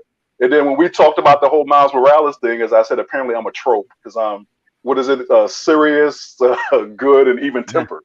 So I mean, let's just say the evidence at hand does not seem to indicate anything other than what we're talking about here, which is maybe they got a problem with strong black men, or just black men who just like black women or just other women. I don't know. Maybe they're all mad at Clarence Thomas about something. I don't know. Remember when Bishop was first introduced? He was a beast. He was the most intimidating man in the room. He was half black, half Puerto Rican. He was, that's the guy you big ass gun. Poke. That's the guy you do not poke and do not mess with. So to see him show up in a fashion-based gala and he's doing pouty and he's like acting timid and he did Blue Steel. This is so strange. Yeah, you almost. I have to say at this point, I almost have to stop taking the bait. But it's like, it's like, no, that's you. You're reading into that. It's like, no. Well, first of all, I have to read the book, and I did. So, but it's like, bruh, it's like, Bishop, but that's what I keep hearing. Luke Cage, Blade. This is like a laundry list of strong male black characters in Marvel's. Now, what did they do to Blade? No, they haven't. That's what my point is. There's nothing out there. There's no attention to any of these characters. Vampire. Well, maybe, and he's got a movie coming up. He was in Avengers. The problem is he's been domesticated. He was from a very shooting up, killing people in the future cop kind of guy. Yeah. And now he's back here. He has no authority. Well, I guess he's on estrogen treatment. You know what I mean? That's the thing. You could go with the idea, and everybody in the DCU stuff, and the idea that they didn't want to make Cyborg an angry black man, in quotes or whatever. And it seems like even though everybody, went against that, it seems like that's what everybody thinks anyway. In the comics, that seems to be what it is. That Bishop Cyborg he shaved his head and started hunting down a little baby. So he's already done his angry black man phase. Yeah, no, he's in the next. Cyborg's pretty good in the Doom Patrol show on HBO, though. It's a good version, at least. We do have a couple of super chats here. Cal Lyle, Gabe Cal Lyle wants to know: did you get those sketch pages he DM'd you of Angel from Marvel? I did. I will get to them very soon. Very soon. I just haven't had a chance. He's a very busy man. Creator Season, thank you so much for supporting the channel. Shout out to you guys. Are you all going to order the first edition from Young Ripper? So being overseas in the Philippines, like crowdfunding is already kind of expensive, but once you throw like $40 or $50 shipping onto the book, it becomes so extraordinarily expensive that I just really can't. I don't do a whole lot of crowdfunding at this point, really. I'm waiting for the $10 direct market edition. So you're bowed out. Oh yeah, I'll get the $10 direct market edition when he makes it over there. I'll pick that one up. Yeah, I'm thinking of doing it just to be a part of the happening, and also to see, slightly curious as to what a person brings out. But normally, an outside writer of comics isn't something I'm really excited for. And truthfully, if a superhero can't fraternize with Spider-Man or Superman, I probably don't need to read another superhero comic. That's how I usually look at them. Now, there's an exception. Exactly. There's an exception to all those rules. I'm talking to Joe Casey on an interview, and his Godland was good. I like Black Hammer, Elementals. things like that I've enjoyed in the past, but usually new things. It's gonna like there's this company. What are they doing? The Artist Elite, right? Mm-hmm. And you got all these new characters, but they're new superhero characters, and they might be cool, but am I going to really want to invest all my time in that? And then that's the question when it comes to like Rippa. We shall see. Obviously, a lot of people were very excited for that. It made a ton of money. So it sounds like a lot of people are in for the first edition. I imagine he's going to sell quite a few more before that campaign's over as well. But here's also the interesting part about the Ripperverse for me. It's not the money's good, and nobody's going to complain that that's not a lot of money. It definitely is. To me, what's interesting is the number of purchases, because when you look at those volumes, now you're talking Marvel and DC level numbers. Well, wait a sec. He's not over. How many number? He's not even at 2,000, right? Total purchasers 24,654. Wait, 24,000? Or is it 24,000? Yep. That's Marvel DC numbers. Yeah, that's better probably than New Mutants right now. Yep. Yeah. Yep. So to me, it's not about the dollar amount. I mean, it's important, but you're right. It is the numbers. It's the number of people that are making the purchases, and that's more people than some of the titles that the big two are putting out right now. Yeah, that's the Action Comics now. I mean, that's what the that's the game changing part. That's the kingmaker part. That's what that is. It's like this dude. If it keeps going, even if he gets to 10%, if he gets to 20%, forget about it. This dude has become a de facto publisher. Forget about. Well, now I'm hearing a lot of people. I'm hearing a lot of people say I've never bought a comic book before, or I haven't bought one since the 90s. I've heard this before already. Wow. And it's like you said, the number of people, how many people are repeat buyers on, you never know with the other campaigns, especially when they get re-released and stuff like that. Oh, I've got to get that other cover. But this guy's like pretty much it's set, just a few covers, and it's working out. And it's a simple part. 24,000. That's a lot of people. Yeah, but as somebody mentioned before early in the chat is that let's not chalk this up to like an overnight success thing. It looks like it, but it's like he's been building this audience for about a good 5 to 10 years. So that this is the result of like basically a sowing and reaping. And like I said, this guy has shown up in other areas of media other than just on the YouTube. When I was a bigger consumer of a more liberal left media, a lot of his clips would show up in that. So he's I think what a lot of people are missing is there's an awareness of him that's just bigger than I think most people thought. And that's what's translating into these kind of sales. And the frustration, you're right. Too. And the frustration, he's tapping into he's meeting a need. He's meeting a need that not everybody is, I think, comfortable playing into, but it's definitely there. So now the only question becomes is he gonna not only question is that if he ever, and I'm only using Wendy Williams as an analog to this, not comparing him to Wendy Williams, but if he ever tries to make a mainstream pivot, that's going to become the problem. Yeah. But in terms of him running this little like a Tyler Perry kind of comic book, YouTube universe, that's not a problem for him anymore at this point.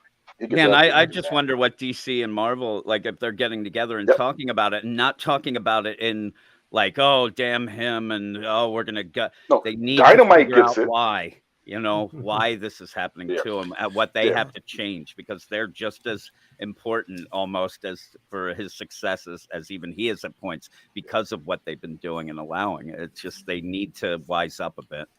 What 3D says, if you believe in toxic masculinity, your definition of strong black characters is Lil Nas X, but not Luke Cage. It's that simple. Is it that simple? Back to the Ripper thing real quick. He did a video. This covered the topics. No, real quick. Hour and a half into the show. Real quick. He did a video yesterday. The last thing he said at the end of the video was, even if you don't agree with my politics, I please buy my book. Yeah. Yes, he's done great. He made $2 million. He's got 24,000 subscribers. We all think what he does is great. No one's denying that. That's amazing. I can't talk on this one. You can't just get stuck in neutral, though. Rate X7. There are definitely an effort by some people in the news media and entertainment industry to make us appear less masculine and strong because they see us straight black men as a toxic threat. Do you think? I'm going to say Jermaine especially. Do you think? Like I noticed there was a time when they're like everybody that was in like Law and Order that was black would be like the villains, you know, or why are they always showing street crime from a black person, you know, committing it? And there was a concerted effort, I think, to make sure that that doesn't happen as often. And maybe the masculinity thing kind of goes along with that a little bit. Yeah, no, it's what always happens is it's like, and I'm not going to say with the whole Law and Order thing because I'm sorry, there's enough statistics and facts out there that show that when it comes to particular areas of crime, there are plenty of white folk who commit just as many crimes as black folks. So a little bit more equal representation in that area, media-wise, would be appreciated. But having said that, the problem with this always is there's always an overcorrection for something. So the thing is that you've had this thing in media was like, we always got to have a strong black man. He's always got to be a strong father. He's always got to be this. He's always got to be that, to push back against the media thing. And now that we've entered into the area of sexuality, it's like, because let's be honest, there's a lot of black men out there who talk a real good game about marriage and always cheat on their wives, talk a real good game, Herschel Walker, about raising kids and all that. And it turns out you got 2 or 3 kids of your own that you never took care of, and you lied to everybody and his mother about it. So I think that's where a lot of that is coming from. It's just that y'all been punking us all these years, talking about black men, and half of the guys in public talking about it, you haven't done right in your own backyard. So, and this is what happens sometimes when the other side wins. And I think that's the other part that people don't realize, is that when it comes to this whole culture war thing, the snowflakes figured it out. The snowflakes figured out, get in the high positions of power and disseminate your agenda, whatever it is, through media. It's game on, buddy. So now at this point, it's just going to be a question of timing and circumstance. So, like they got the Supreme Court and everybody's losing their marbles. But that was a 30-something year campaign where they just marched to where they got it. Can't be met. Can't don't hate the player, hate the game. That's all. At the end of the day, that's what it comes down to. Because strong doesn't have to be toxic, or critical doesn't mean negative. Well, they are toxic negativity, and you can. Everything's changed, and again, even as a whole, that idea of everybody getting an award for participating. I could go on and on. I'm a little older, so when they end up, everybody has to be applauded for everything that they do, but yet nobody is allowed to be strong. Nobody's allowed to, be assertive. That's all toxic now, and it's very odd. It's not a good thing. It is not, and the goal is not balance. The goal is winning, and that's the problem. The goal is that everything gets turned into a competition, and it's like, I must win and dominate you, as opposed to ideally, as best we can, what would we like this world to look like? And the people who are basically waging these wars, they're just concerned about winning, not about justice, which is making the wrong things right. And there's no gray area. It's everything's, black and white, and everything is, like you said, masculinity's toxic. It's just over the top. Exactly. Right, so what else we got to talk about? We're going to talk about some Tom King depressing Dark Crisis. We've got Worlds Without a Justice League, or Dark Crisis Worlds Without a Justice League, Superman #1. I thought this would be a world without a Justice League, Jim, but it appears that it is Superman's dream of what it would have been like to raise his son, John Kent. Obviously, he lost his formative years where he would have been going through as a teenager, becoming an adult. Yep.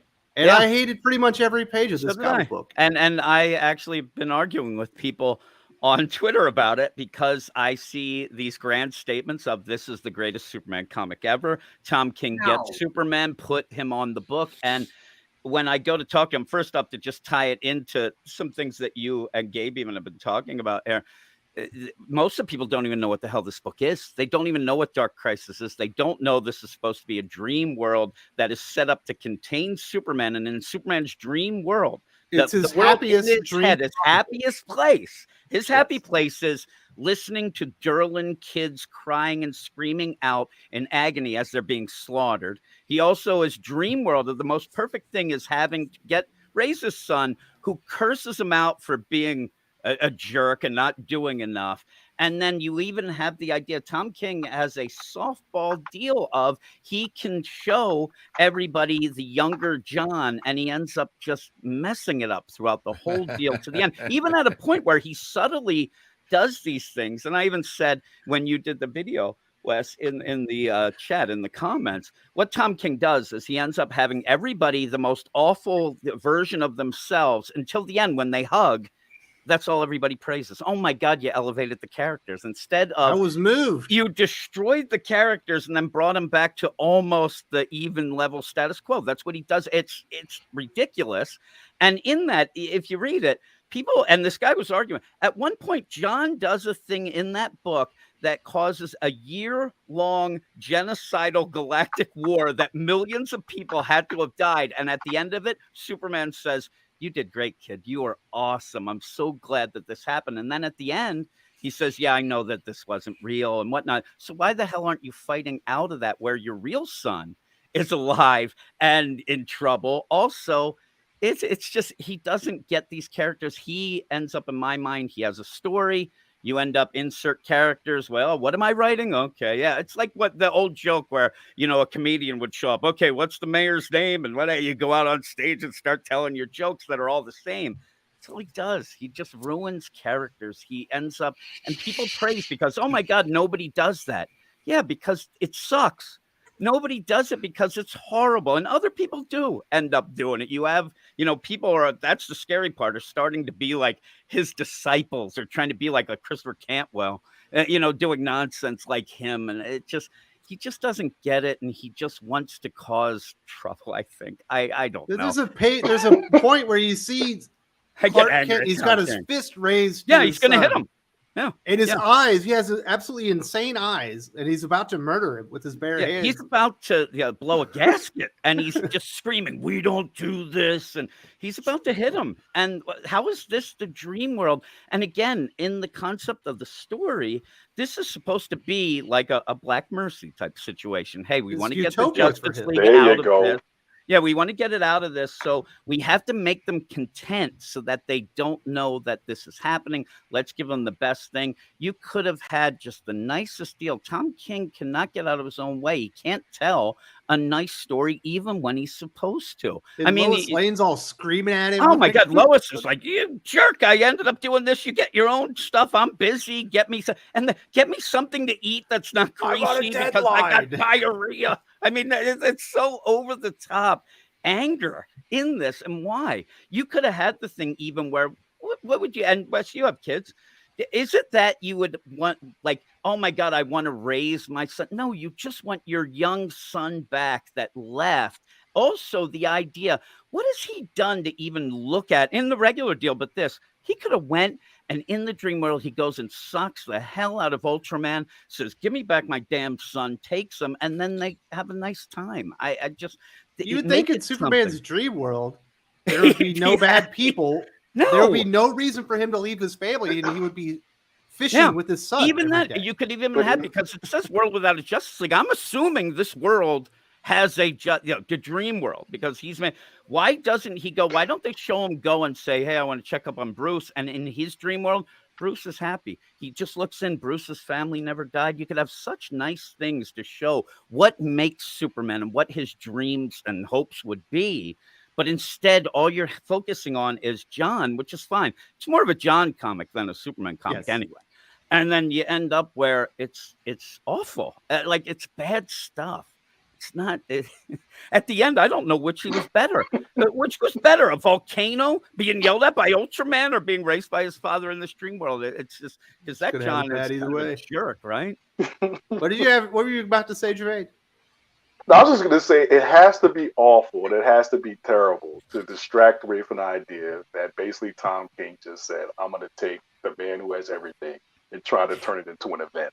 And that's what the problem with this thing is. That's ultimately that's what the problem with it is. It's like it's another yet example, and it's not this meta omni level of just this decompressive kind of storytelling where you take like one really good idea and you just stretch it out into these nano pieces of storytelling that is just like, bro, like, first of all, we did this already, so why are you revisiting this again? Exactly. It's not new and it's not original, and just let me distract at this grand scale.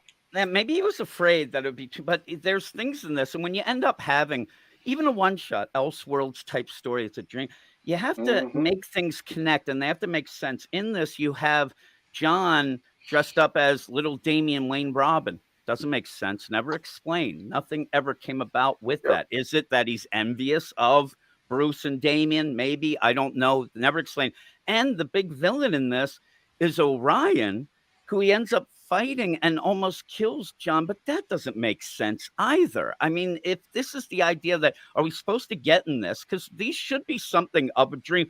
That, okay, what is this showing you? What make, oh my God, Superman really hates Orion. Why? I don't know, because Darkseid's mentioned, but it's more Orion that he's fighting, and it's more of the father-son deal, but it never works out. It's so odd and such a misplay. Plus, it's the first Dark Crisis World Without a Justice League tie-in, and it's even confusing of how it works into this event. So it's really, it's a misstep a lot of different ways because of the idea of trying to figure out, what these are and whatnot. So I'm waiting for the next one to see if these are all bull crap. And it's frustrating. And I don't know why they would get him involved with something that, you have to take a little care to try to elevate things. He doesn't do that. He deconstructs, he makes everybody awful. And I mean, at one point, I would say that, and people would, oh, you're crazy. But I mean, there's the track record. That's what he does. That's what he likes to do. So you're going to have to give him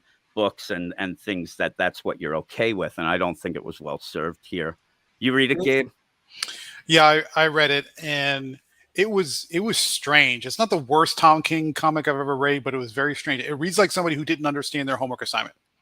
Yeah, you're supposed to build a paradise, like a pocket universe that is the happiest world that Superman could imagine, and this is what you build. And it really comes across as somebody who doesn't understand the homework assignment. One of the things that struck me is Superboy, as he's growing up, is wearing a very Robin-like costume. Yeah. It's like, to me, that if I read between the lines, that reads to me like somehow Superman envies Batman's relationship with Robin, which is not a great relationship. Which is not a great relationship. So he wants that relationship so that's strange right off the bat. The second part of it, the thing that I noticed is the very beginning of the story when he's talking about people shouting and screaming and all these kinds of help. I for some reason I got it in my head that Tom King was trying to make a commentary about people yelling at him on Twitter because of the mistakes he made and the bad things he does. I don't know. For some reason that kind of came up out of that as he's like trying to make a comment about people are just kind of constantly inundating him with complaints and screaming. I thought he was going with the Tom Taylor deal at the beginning of, the Son of Kal-El of we can't save everyone. But when you hear kids screaming as they're getting killed, you have to put some things aside. And in that, it's, I'm going to bed. I'm just trying to do my best. Lois, he says to Lois, like, oh, yeah, this happens. It's not a nightmare. Like, it could have just been a nightmare. And he says, oh, that's not a nightmare. It's real. These kids they're being slaughtered. You want to go to bed? Like, I'm feeling a little frisky. Let's go. Boom. Off. He says you just have to ignore it sometimes. Yeah, it almost comes off as a meta commentary about him getting pummeled by criticism online. And there's his wife telling him, don't worry, honey. You're great. And everything else he said is correct. And like, if you're going to imagine a paradise, why would you pick this as a paradise where your son is getting beat up, he's getting pummeled, he can't let go? Why couldn't he imagine a world where? Why couldn't he imagine a universe where Krypton didn't blow up, and he got his mother and his father back, and he could even have he would have John then. You could retroactively in his mind, retroactively get rid of that nonsense with Jor-El in the Bendis stuff. You can even bite back at that, but he doesn't do anything. It's just, well, I'm going to have an easy one. I'll show John. Also, the idea people were actually saying before this that they were convinced this would de-age John. And then Tom King was going to be announced as the new Superman writer. But they don't even know what's going on in this book, and it's just bad. I mean, I'm a father. Jim, you're a father. I think most of the people on the panel are fathers. I mean, what I would imagine is, I've got my son back. Let's go do some adventures. Pull a kitten out of a tree and then save somebody from a house fire. In other words, they get into like adventures together, but like something safe and something that you can bring your son up right, appreciating what it means to be a hero in this world. Like so you bring him up to be a worthy successor, not this Jonathan Kent. I wouldn't just sit there and think to myself, I need to raise my son all this missing years and whatnot. I would just want him back. I would want, like, even if it's where he knows this is a dream, because at the end he says he does. Why isn't the hug at the beginning? Why doesn't he just, you know, he pops in and he sees his 13-year-old son, 12-year-old, and just hugs him and then does some nice things, maybe even to the point at the end where he teaches him not to be Superman. I don't want that life for you. I want something different. And he doesn't think anything through. Like you said, the Robin costume, very odd. That's just thrown in there. Why he's fighting Orion, I'll never know. That doesn't really make sense in the comic scope of things. And just he goes through, but he always does this where his scenes don't really play out in a reality, even within his own comic. And then at the end, everybody hugs it out. And that doesn't make it better. This goes back to the super chat we had in the beginning of the show when somebody was talking about, I think it was in reference to Jeff Thorne, where it says, you know, a professional can write anything. They don't have to care about the character. This is where that difference comes into play. It's competently written. It's not that it's not poorly written or that you can't understand what's going on. You can understand what's going on, but you definitely feel like Tom King did not want to write a Superman who loves his father and has a son that he wants to bring up. And he doesn't understand happiness. Yeah, no. I don't know what's going on in his world. There's one more thing I want you to get out of this. If you look at the credits page, there is a name. I hate to do it, but we got it. This is no choice. The name for the associate writer, the associate editor is Chris Rosa. Okay. And you've heard that name before. If you look back at the last 12 to 18 months of DC books, especially every single book that's flopped, Wonder Woman, One Star Squadron, it's that same editor. So if you're looking for an editor that's going to keep your writers in check, Chris Rosa is an automatic red flag. If any book has a non-continuity issue or something that's out of character, he's usually on it. He usually sees, and he may, the way the editors go now, he may be the one even feeding them some of these stories too. Yeah. I don't know about Tom King. He's pretty big, but Tom King seems to just go with things. I mean, even that Supergirl, he's like, you know, he doesn't say, hey, I did that Supergirl because I love the character. It was, oh, DC came to me and wanted to make her bad.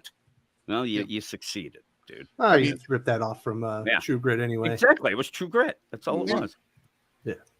So we do have some... that's a red flag right there, automatically. We do have some comments from the viewers. Dylan Lindsay says, Rippin loved DC Marvel for a long time. He's a hardcore fan.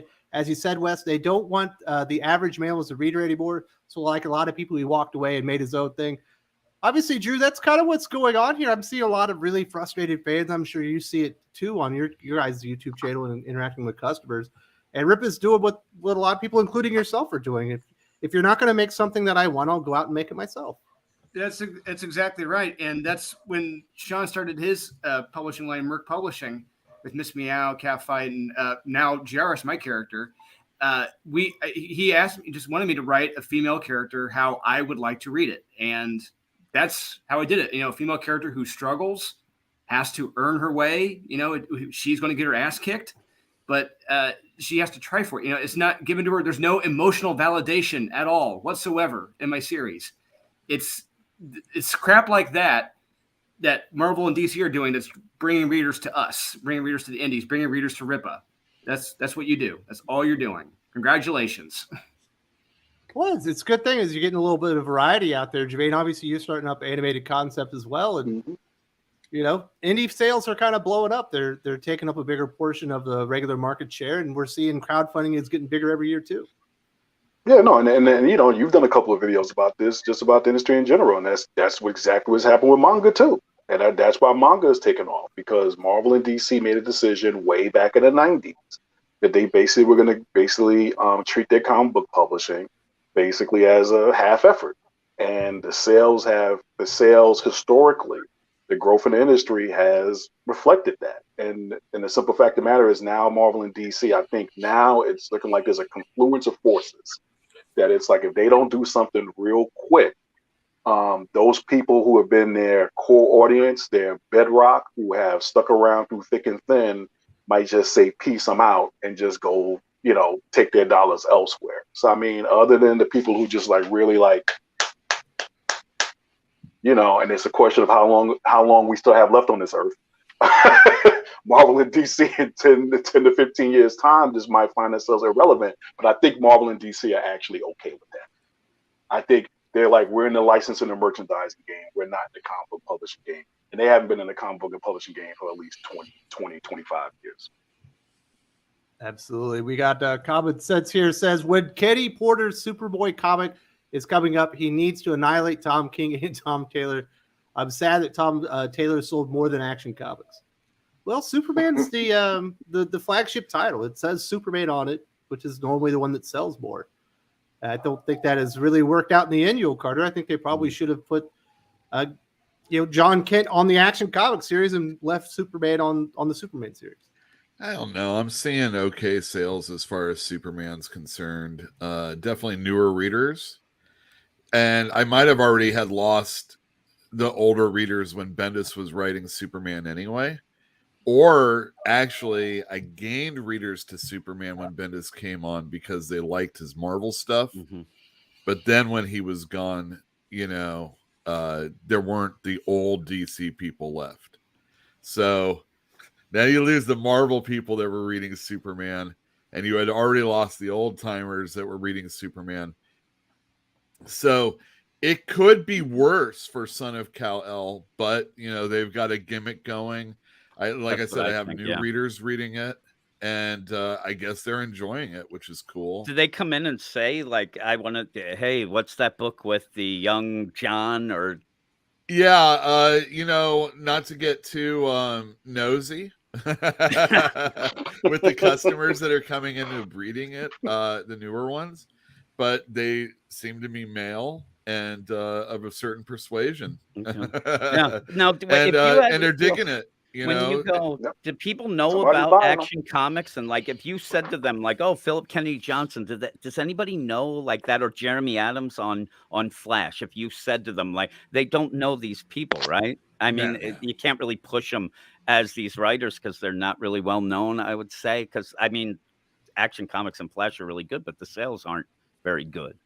Well, I mean, people are coming in to buy a certain thing, Mm-hmm. and I want to try and like keep whatever I recommend to them, to maintain. So kind of like I was talking about with Ms. Marvel, you don't want to scare a new reader away by showing them all this stuff and connecting things and, now I'm going to get them into Dark Crisis and stuff. No, I probably shouldn't even think about doing that. But when a Nightwing written by Tom Taylor crosses over with Son of Kal-El written by Tom Taylor, I now have a potential for a new sale. And actually, I've gotten those people on that book also. Now, there's going to be a big old, in the next cover, it's hardly gay with Nightwing and Babs, Yeah. But, hopefully they'll enjoy that book still. And they'll be like, oh, it doesn't have to be this way. And I can still enjoy it, and maybe there's more. So that's my premise when I'm tackling getting these people to maybe buy another book. Yeah. But as far as Superman's concerned, it's been doing okay for me.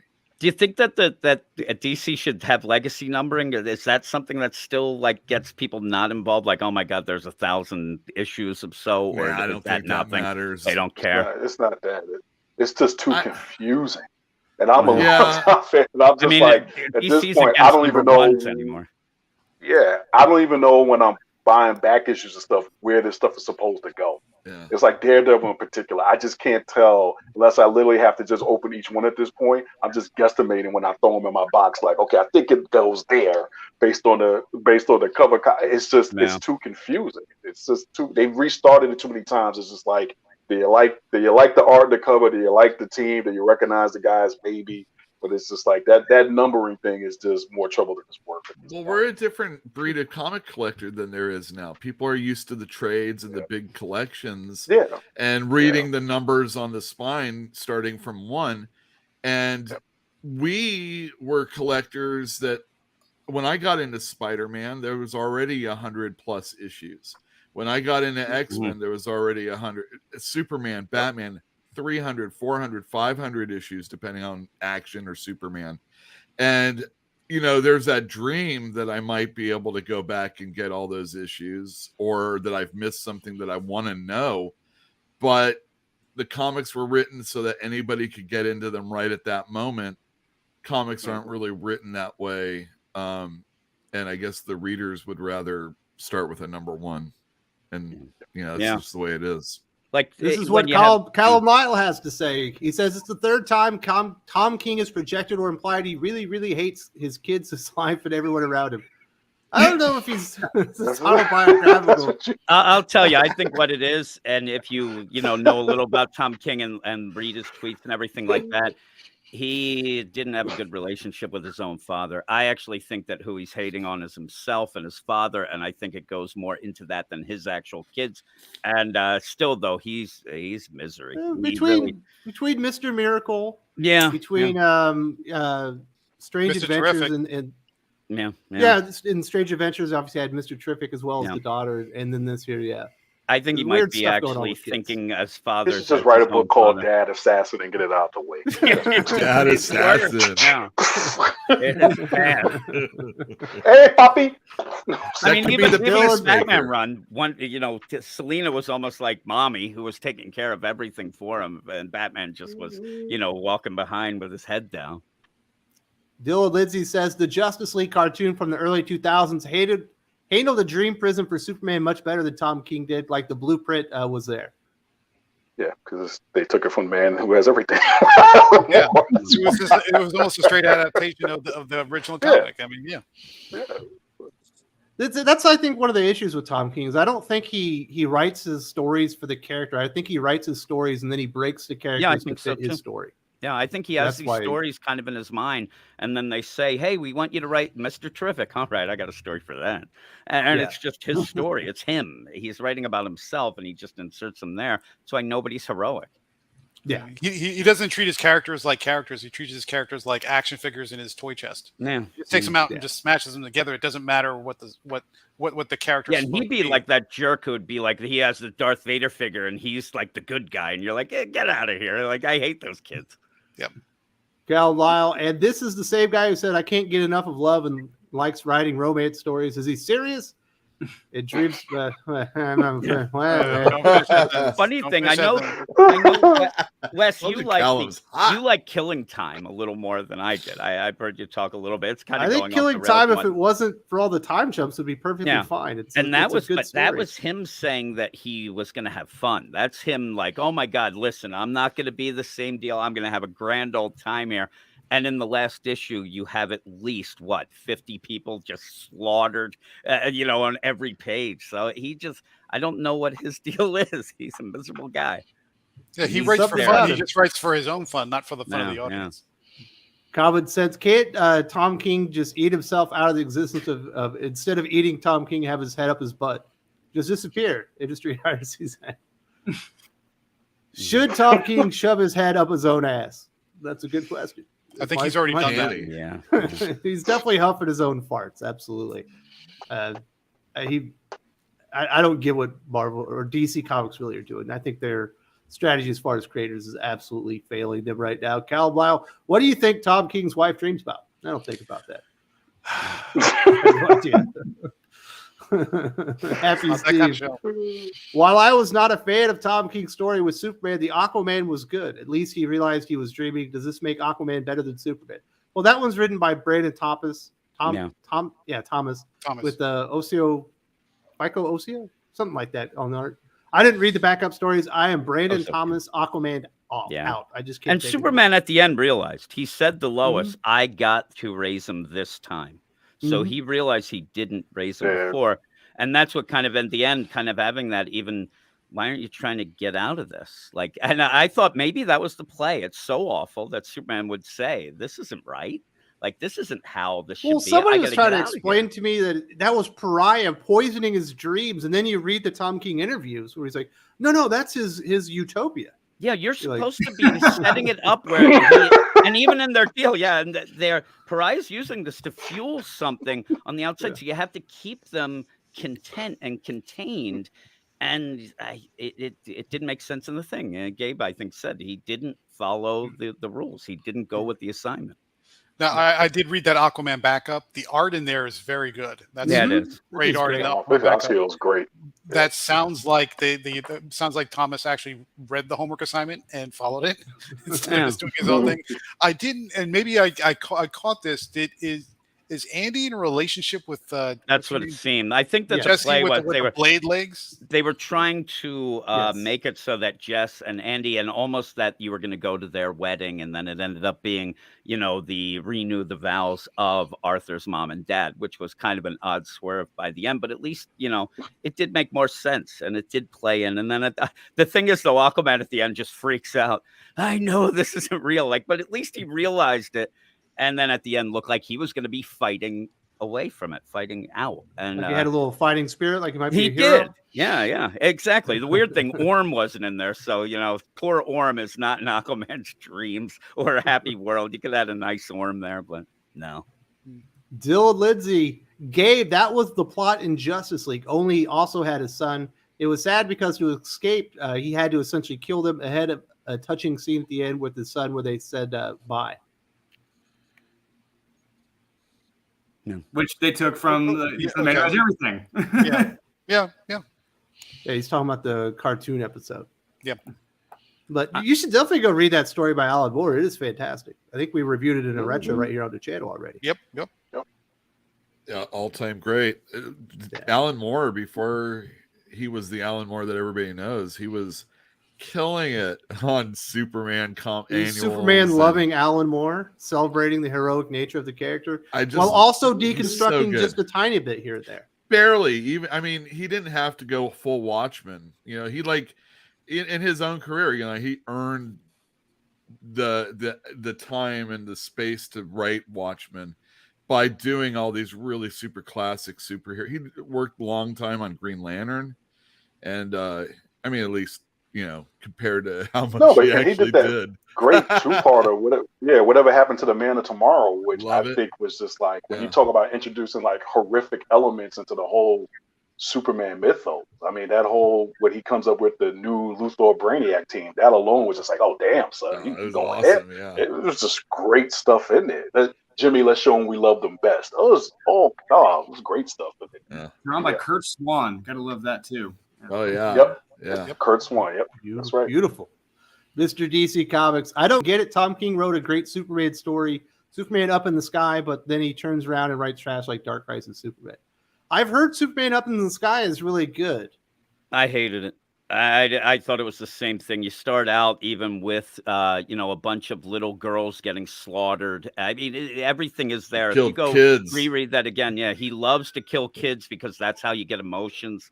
That's what one of his tropes is. Somebody has to die to get emotions because he can't write that Batman, in a character Catwoman naturally. Exactly. Opens up with the murder of that kid. Yeah. Yeah. You always have that. So he has that, and it gets a little better. But again, he's writing that, and it's like, oh, just throw it. It's like the Bendis Batman universe that people will say, oh my God, that's the Bendis book that was really great and all that. He should have wrote Batman. And I didn't get it as much as some people. I didn't think it was that great. Tom King was just using almost like, fan service wow moments to try to get people. But the overall story, it is Superman trying to go and save a kid, this one kid and, being a hero. But overall, I thought there was the same tropes in that you get in everything. And Tom King's books like Vision, things like that, when you do go back to them after reading all this other garbage, you go back and realize, you know what, this was good, but maybe it was good because I wasn't used to his garbage yet. It seemed new and fresh then, but now that you realize, he played these tropes all along. I think that with Mr. Miracle as well, which a lot of people say is, maybe first or second in his, pantheon of books there with Vision, but they're kind of the same story anyway.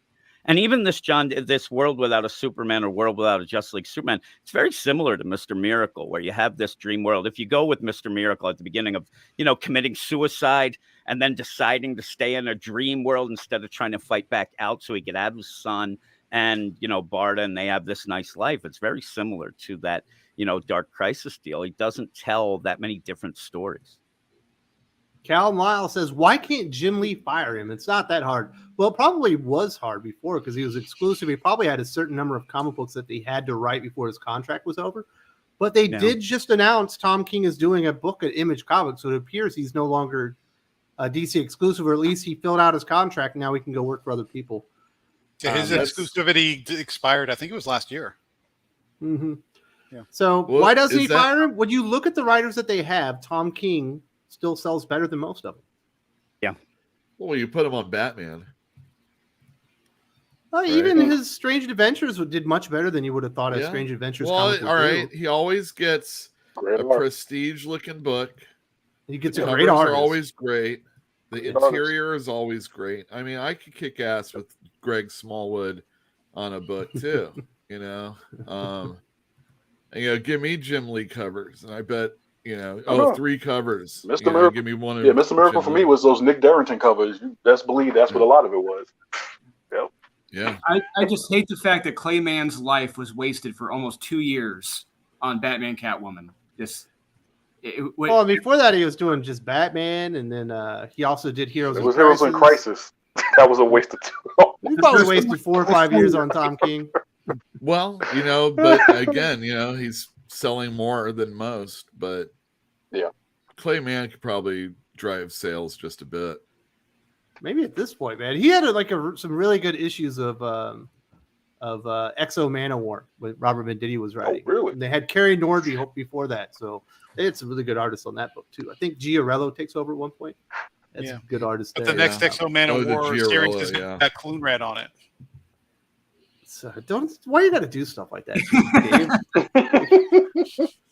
I'm a Debbie Downer enough as it is. The next Exo Manowar series has got Clunrad as the writing team. Looking forward to that. Before that, it was Hopeless Hollow. It was a terrible comic book. So it looks like we've got time for one more topic. We did have a big change to Marvel Comics universe, where their big villains that has been pretty much misused over the last few years. At the end of Reckoning War in, I think it's Fantastic Four 45, Drew, Galactus is reborn basically after saving the universe, and he's no longer the eater of worlds. He's not the world devourer. He's going to eat knowledge. I kind of thought he was already almost omnipotent as it was beforehand, Drew. Yeah, this was a head-slapping moment. Like, Cal and I read it. We're like, we're not reviewing this. This is too damn stupid. And honestly, I was taking it as I would just love to see Galactus consuming all of knowledge. Like, people just get dumber from him consuming all the knowledge, and like the universe just turns to big idiocracy. So almost like the current Marvel universe, but everyone just gets dumber from him consuming all the knowledge. So Reed Richards is like, I've just got a 10th stupider. Yeah, yes. Oh, he's going to eat Reed Richards himself. See, that's the brilliant part of this. He's going to start eating people now instead of worlds. He should have good knowledge. Grabbed a martini glass and threw Reed Richards on there with a toothpick and started sipping from the knowledge. You know what I mean?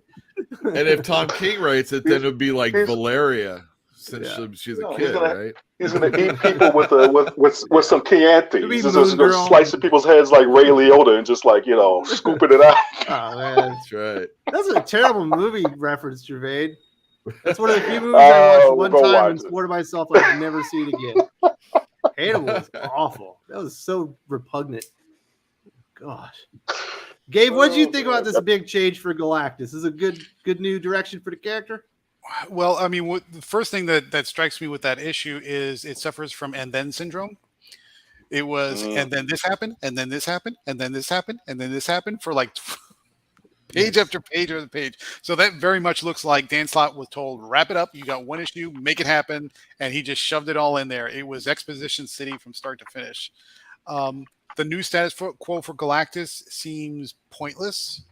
I'm not saying it's not creative, but it seems what do you do? What is the point of consuming that information? What is he supposed to do with it? As a matter of fact, the precursor to that issue was Reed Richards essentially sacrificing his life by absorbing all the information from the Watchers storehouse of knowledge to the point that almost killed him because it was just so much information. And then he eventually gave it up and he restored, and the Watu reset everything. Okay, well, so the vast majority of the knowledge of the entire universe is contained right there with the Watu and the Watchers. So if you're going to consume all the information in the universe, why don't you just take a bite right there? So where are you going, Silver Surfer, who's going to now take Galactus as your He's his buddy. partner? Your partner. Yeah, it's crazy. The whole thing was weird. It's off kilter. I think Slott was trying to say something. It didn't make sense. And now Galactus and Surfer are going to be hand-holding buddies or something, maybe going off in the future. The whole thing didn't make sense. It was dumb. It was stupid. It didn't make sense. Galactus works because he's a force of nature. He is the act of God, right? He's the Force 5 tornado. He is the ultimate tsunami. He is that force of nature that lays waste throughout the galaxy, that isn't malicious. He just is. And the trick is to work around him. And how do you survive him? And how do you solve the puzzle for the undefeatable force of nature? And so all you're going to do is tell him, go consume information. What's the point? What are you going to do with that? Knowledge is power is the point, Gabe. Yeah. That sounds too violent. Too testosterone there. I don't know. Can't have that. Yeah, I think that Galactus stuff, he took as much care of thinking out as he did of Franklin using godlike power to change his hair color permanently black. Oh, yeah, and also, I just want to see where I want all the books to tie in, because as Uatu is crushing the moon back together, I need to see what's happening in the X-Men books when, Wolverine's up in their house on the moon, like, holy crap, what the hell's happening here? It just boom. He's just everything was so over the top, and you almost want to think that Dan Slott realized that and is trying to have fun, but it's so ridiculously stupid. Yeah, I mean, Jim's right. I don't know how many people caught that, but Dan Slott put in some weird language around Franklin about being who you truly are on the inside. And it seemed to imply that Slott was trying to make a social statement. Yeah. But the way you think he was trying to say he's really a mutant? No, I think he was trying to say that he was really a brunette, not a blonde. That's how it played out. And I thought we were going to get the mutant thing back. I actually thought that you were going to have things. Even then, I talked to a bunch of people about it. Franklin's, they're in that little pocket deal, and they're using, and you end up, Val makes the, oh my God, out of nowhere. I remember I made a Forever Gate, so I'll do that again. Oh my. Does Franklin have his powers back? Because he comes back. Is that something that's only contained in that little pocket deal, or does he have his full powers back? They never really say either or. He comes back as a brunette, though. But yeah, there's some weird play with that. And I thought we were going to find out the mutant thing and that nonsense. But yeah, it was just crazy. That stuff in there when the TVA just shows up, it's like, all right, that's wrong, that's wrong, that's wrong. Exposition off panel. Reed just says, oh my God, I'm alive. Doom says, hey, I thought that was going to happen all along. It just, everybody was standing around like talking about what this big thing was going to be. And it really sounds a hell of a lot like Hellfire Gala. Yeah, really. Bunch of people standing around talking about it. Well, that's more true than most people would pick up, because there were some big revelations that came out of Hellfire Gala, particularly about the humanity now knows that the resurrection protocols are in place. Well, now we know in Fantastic Four that Galactus is no longer a world eater. So, I mean, and the multiverse has been remade according to Uatu's, judgment of how it should be remade and reassembled and put up back, and all these things. These are big things that are happening, but they're treated such throwaway small plot items that happen in these books, and nobody's talking about them. Nobody's making a big deal about the resurrection protocols not being public. Nobody's making a big deal. I think there was one Screen Rant article or something about Galactus, but that's just about it. And that'll be a month from now. Yeah, it is. Nobody's saying it's been remade. And then poor Johnny, he's like, "Hey, can you fix me?" Nah, I forgot. No, I'm going back to the Spire. Uatu fixes the moon, but he can't turn off Johnny's flame powers. Doesn't matter. No, it's not important. Yeah, so weird. At least there's some good news. We're getting a Chris Claremont X-Men series, he said in a podcast. Okay. I think it's going to be Extreme X-Men, right? Okay. Well, you know what more Claremont X-Men? You want some more of this crap? I've done my time with Chris Claremont. I think there's a place for him writing comics right now, but going back to the X-Men, I would like to see him be more of somebody to teach people how to write. Like a mentor. A group editor. Yeah, a mentor. He should be an editor, or maybe not editing like per se, but they run things through him to see if it's explain how you drop subplots and then you come back to them 5 years later. Or maybe they just kind of did that in Hellfire Gala. They had the big revelation in X-Men versus Fantastic Four that Charles removed that piece of information from Reed Richards' mind and he let him remember it. And no one mentioned it for like 2 years, and now they finally got back to it. Well, that's good. Yeah, when they mentioned it, it was a joke. They talked about it like it was a joke. Oh yeah, I'll figure it out sometime later. I was like, we should have had power dampeners. What were you thinking? It's like, yeah, why would you go to an island full of mutants that there's so many telepaths, it's not even funny, and you wouldn't have some type of restriction so they couldn't read your mind? But get out of here. The characters are only as smart as the writer, so there you go. Wow, wait, Emma Frost is there, right? Emma Frost was there. Yep. She was flirting with John Hamm. Apparently, they've been doing the horizontal hokey pokey. You know what I mean? I feel bad for John Hamm at this point. He goes from doing Mad Men to doing progressive commercials to being in the Hellfire Gala. What the hell happened? Apparently, he's good friends with Jerry Duggan. That's what I read in an interview. That's how they got him. Oh God! That's the next step of the downward spiral. Buddies, Jerry Duggan. Godwin says Galactus is better off as life bringer from Al Ewing's Ultimate. Can you get Dan Abnett? I wanted to ask him about Galactus Earth 691. Like, can I get Dan Abnett on the show? I mean, I could ask him. I doubt he'll come on, but I'll send the thing out there. I love Dan Abnett. I want to talk to him about his Alien Predator Prometheus series. That thing was absolutely fantastic.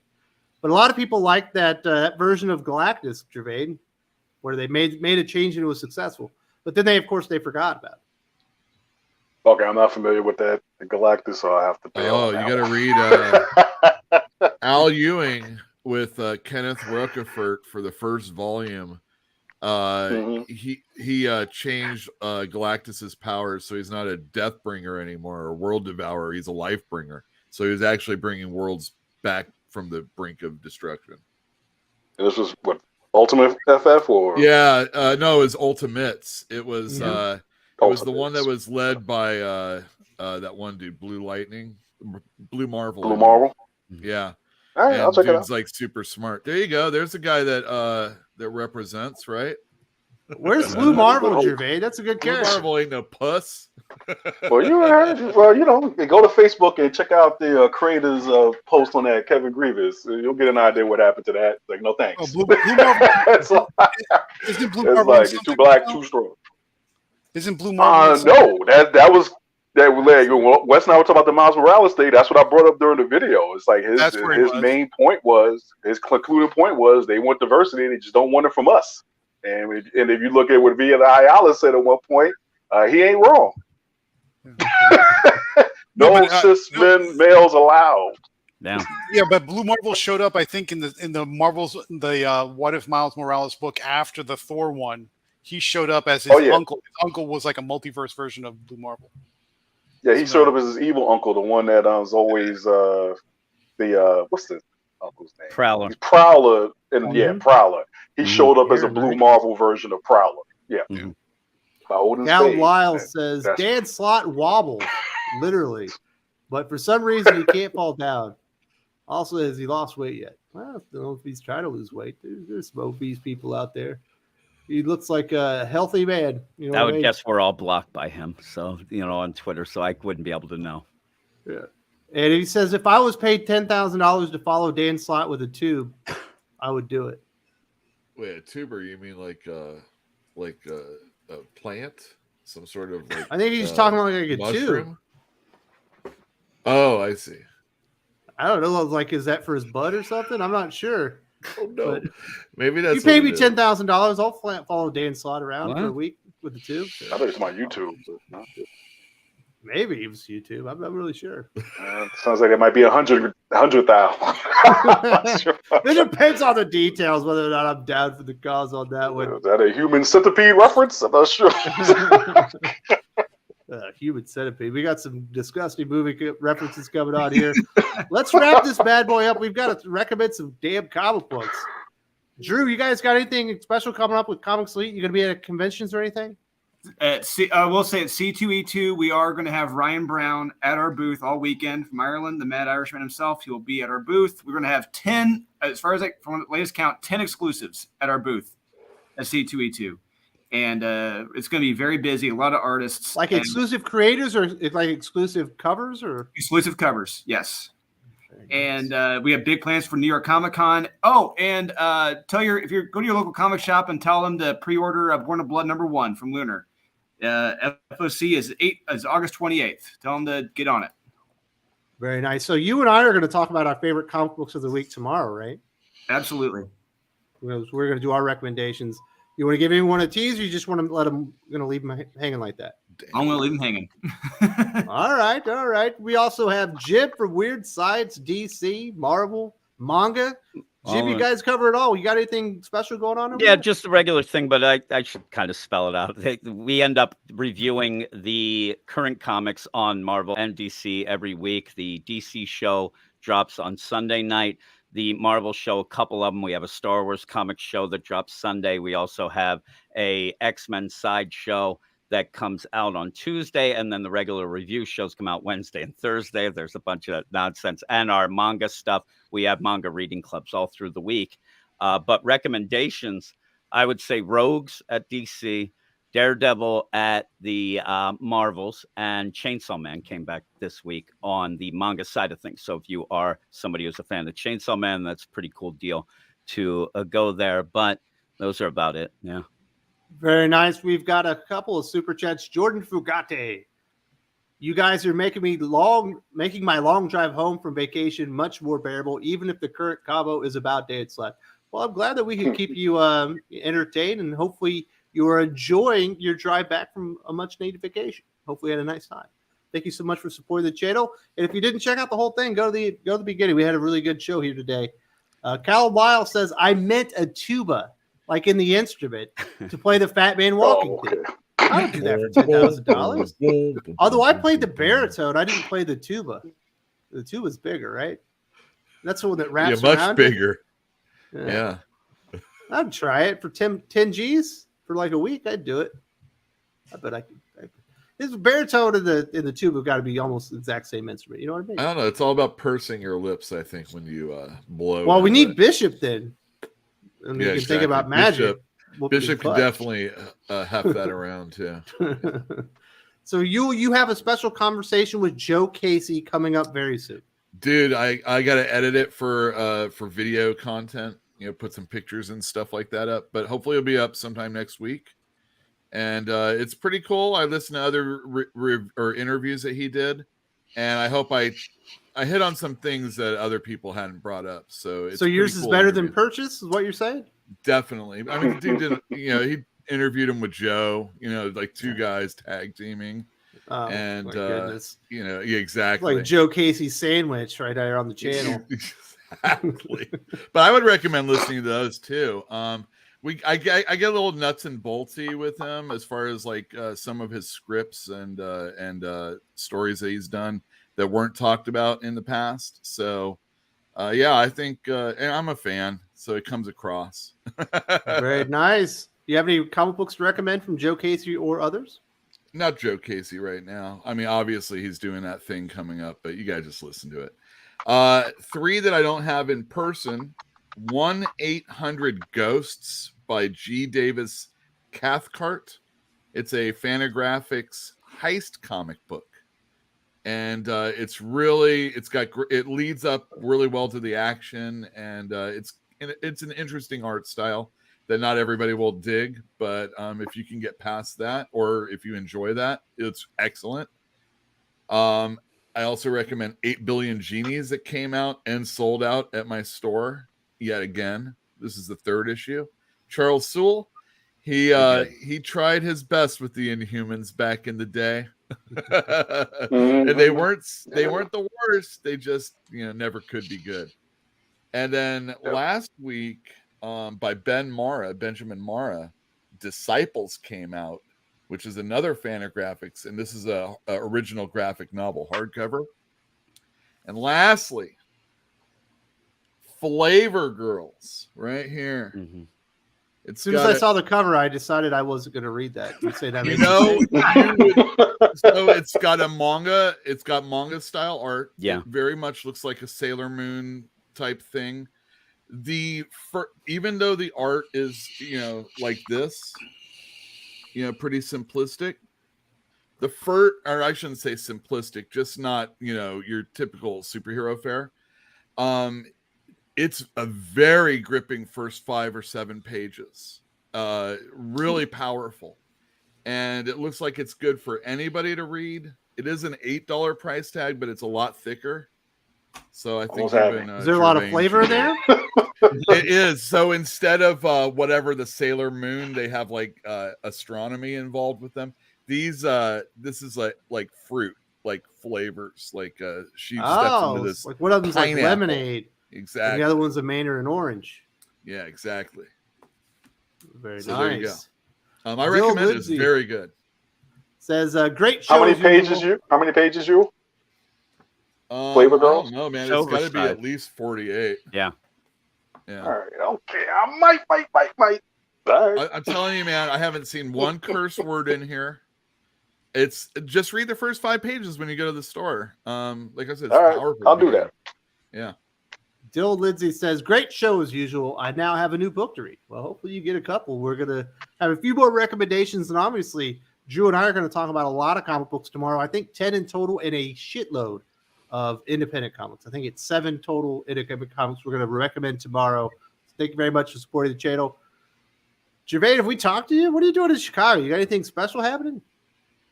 Yeah, actually, we had if anybody's show up on the channel. Yeah, I was glad to see that. Marcel has been a very great marketing consulting, bringing an old man into the young man's world of comics that is today, and has been very helpful in terms of helping to develop the marketing strategy for animated concepts. So I was really glad to see him make his debut on the channel. Definitely check out if you're a creator, comic book creator, or thinking about it or aspiring. Definitely check out this video with Wes as they talk about Facebook's performance bonus plan program.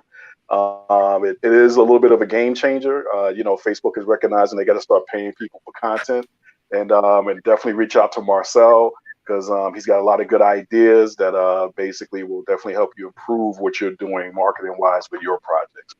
I am going to be at the Garfield Park Neighborhood Market next Saturday, starting at 10. It's located at 135 North Kedzie. If you are in the Chicago area. Experiment a little bit with a pop-up shop. This one I'll just basically have some stuff I'm selling for my collection, and when the next time I'll start announcing dates on the social media page. Next time it'll be a little bit more formal version of the pop-up shop. But if you want to come by and talk comics, talk animated concepts, if you buy 2 comics, I'll give you a third one free if you sign up on the spot for the social media pages. But it'd be nice to see some of these people if they're in the Midwest area. Nice to see some of you in person and talk. So that's the Garfield Park Neighborhood Market, 135 North Kedzie in Chicago. If they bring you a slice of Chicago-style pizza, will they get a free comic book? What they'll get is they'll be able to take some video of a grown behind black man tossing that joint as far as he can into the street. That's what they'll get. Spit on your pizza. I don't know. It depends. Yes, I won't spit on the pizza before I do. But if you bring me a New York slice of pizza, if you go to Big G's, which is a little bit further north, and you bring me a New York slice of pizza, I'll give you 10 comics for free. I'll do that. You got any comic books you recommended this week? Oh yeah, it was like this week, but Kill Lock Artisan Wrath #5 or Artisan Wraith #5, which has been good. I actually like this series better than the first one, than the first Kill Lock. I'm with you. I agree. Norse Mythology 3, #6. Love mythology. Love Pete Carey Russell. I love Neil Gaiman. I think it's a great read. I think a lot of people are sleeping on. Wolverine Patch #3, Larry Hama, and I'm a fan of Andrea DeVito. And of course, Power Rangers 21. Yeah, we're about 1 or 2 issues off from 100, and Power Rangers is still delivering each and every time. Very nice. Now we have Gabe Hernandez from Weird Science and Comical Opinions. You got anything special coming up that people need to know about? Are you going to be published? I know you write short stories, right? Yeah, I've read a few short stories. I might be working on see if I can get a few of them published here sometime soon. I don't have anything to talk about just yet, but we'll see about them. Yeah, so all the Weird Science stuff you already heard. Jim Jim talk about it. To follow there, obviously follow Comical Opinions for all the other stuff we cover, like Zenescope, Source Point Press, Mad Cave Studios, Dynamite, Valiant, all those people in between. As far as issues that I'm going to recommend for this past week, on the DC side, Rogues #3. The art's not doing it any favors, but that story was a killer, literally. So I enjoyed that a lot. On the Marvel side, it's a toss-up between Daredevil #1, which is the Zdarsky reboot, sort of, not really, and Moon Knight #13. I think Daredevil was a little bit stronger. Moon Knight was good. It was a solid start after kind of a limp finish for the Zodiac arc, but it was pretty good. But Daredevil #1, I think, was a little bit better, but it's a little chaotic. I don't really have very strong indie recommendations for this past week, but I'm going to give you a preview for this coming week. 2 books that I'm definitely going to recommend right off the bat because I've seen them early and we've got some reviews going and they're going to be great. Is Nottingham #9. It's the first half is slow, but when the second half kicks in, it's a banger. So and things change. Some status quo changes, and maybe in a strange way. So you're going to look out for that. The second one is a book by Source Point Press called Nook. And this is the second issue, so it's Nook #2. It's a sort of a ghost story set in the countryside of France during World War II with a little girl who encounters a ghost in the nook of the house that they're living in. It's a great kind of emotional, sort of tragic ghost story. You're gonna like it a lot. So that's my recommendations for last week. It sounds like a Yule Carter comic book. You're gonna have to check that one out, yo. No. I you can't like do ghosts? World War Scared? II anymore. What are you talking about? Well, I was going with the ghost aspects of it. I went on a very big emotional. old. I railed against World War II stories. It's set in World War II, but the it's not the Greatest it's not Generation. a war story. I can't even if it's about 2 people having a cup of tea on the other side of the world during that time. I don't want to read it anymore. Okay. Goodness, he hates the Greatest Generation. There you go, folks. Well, I don't hate the Greatest Generation. Well, you hate their stories. Just maybe their stories, exactly. And if you are interested in supporting any of these wonderful people, their names are in the video description, and there's links to their YouTube channels or their websites and social medias and stuff like that. Definitely check that. I want to say thank you very much to everyone for supporting the channel, joining us today. Had a lot of fun. Tomorrow we'll talk about the recommendations. Tonight we're going to do a review of the very first issue of Hero for Hire, Luke Cage's debut in Marvel Comics. It's going to be a lot of fun, and we'll see y'all next weekend. Take care, everybody.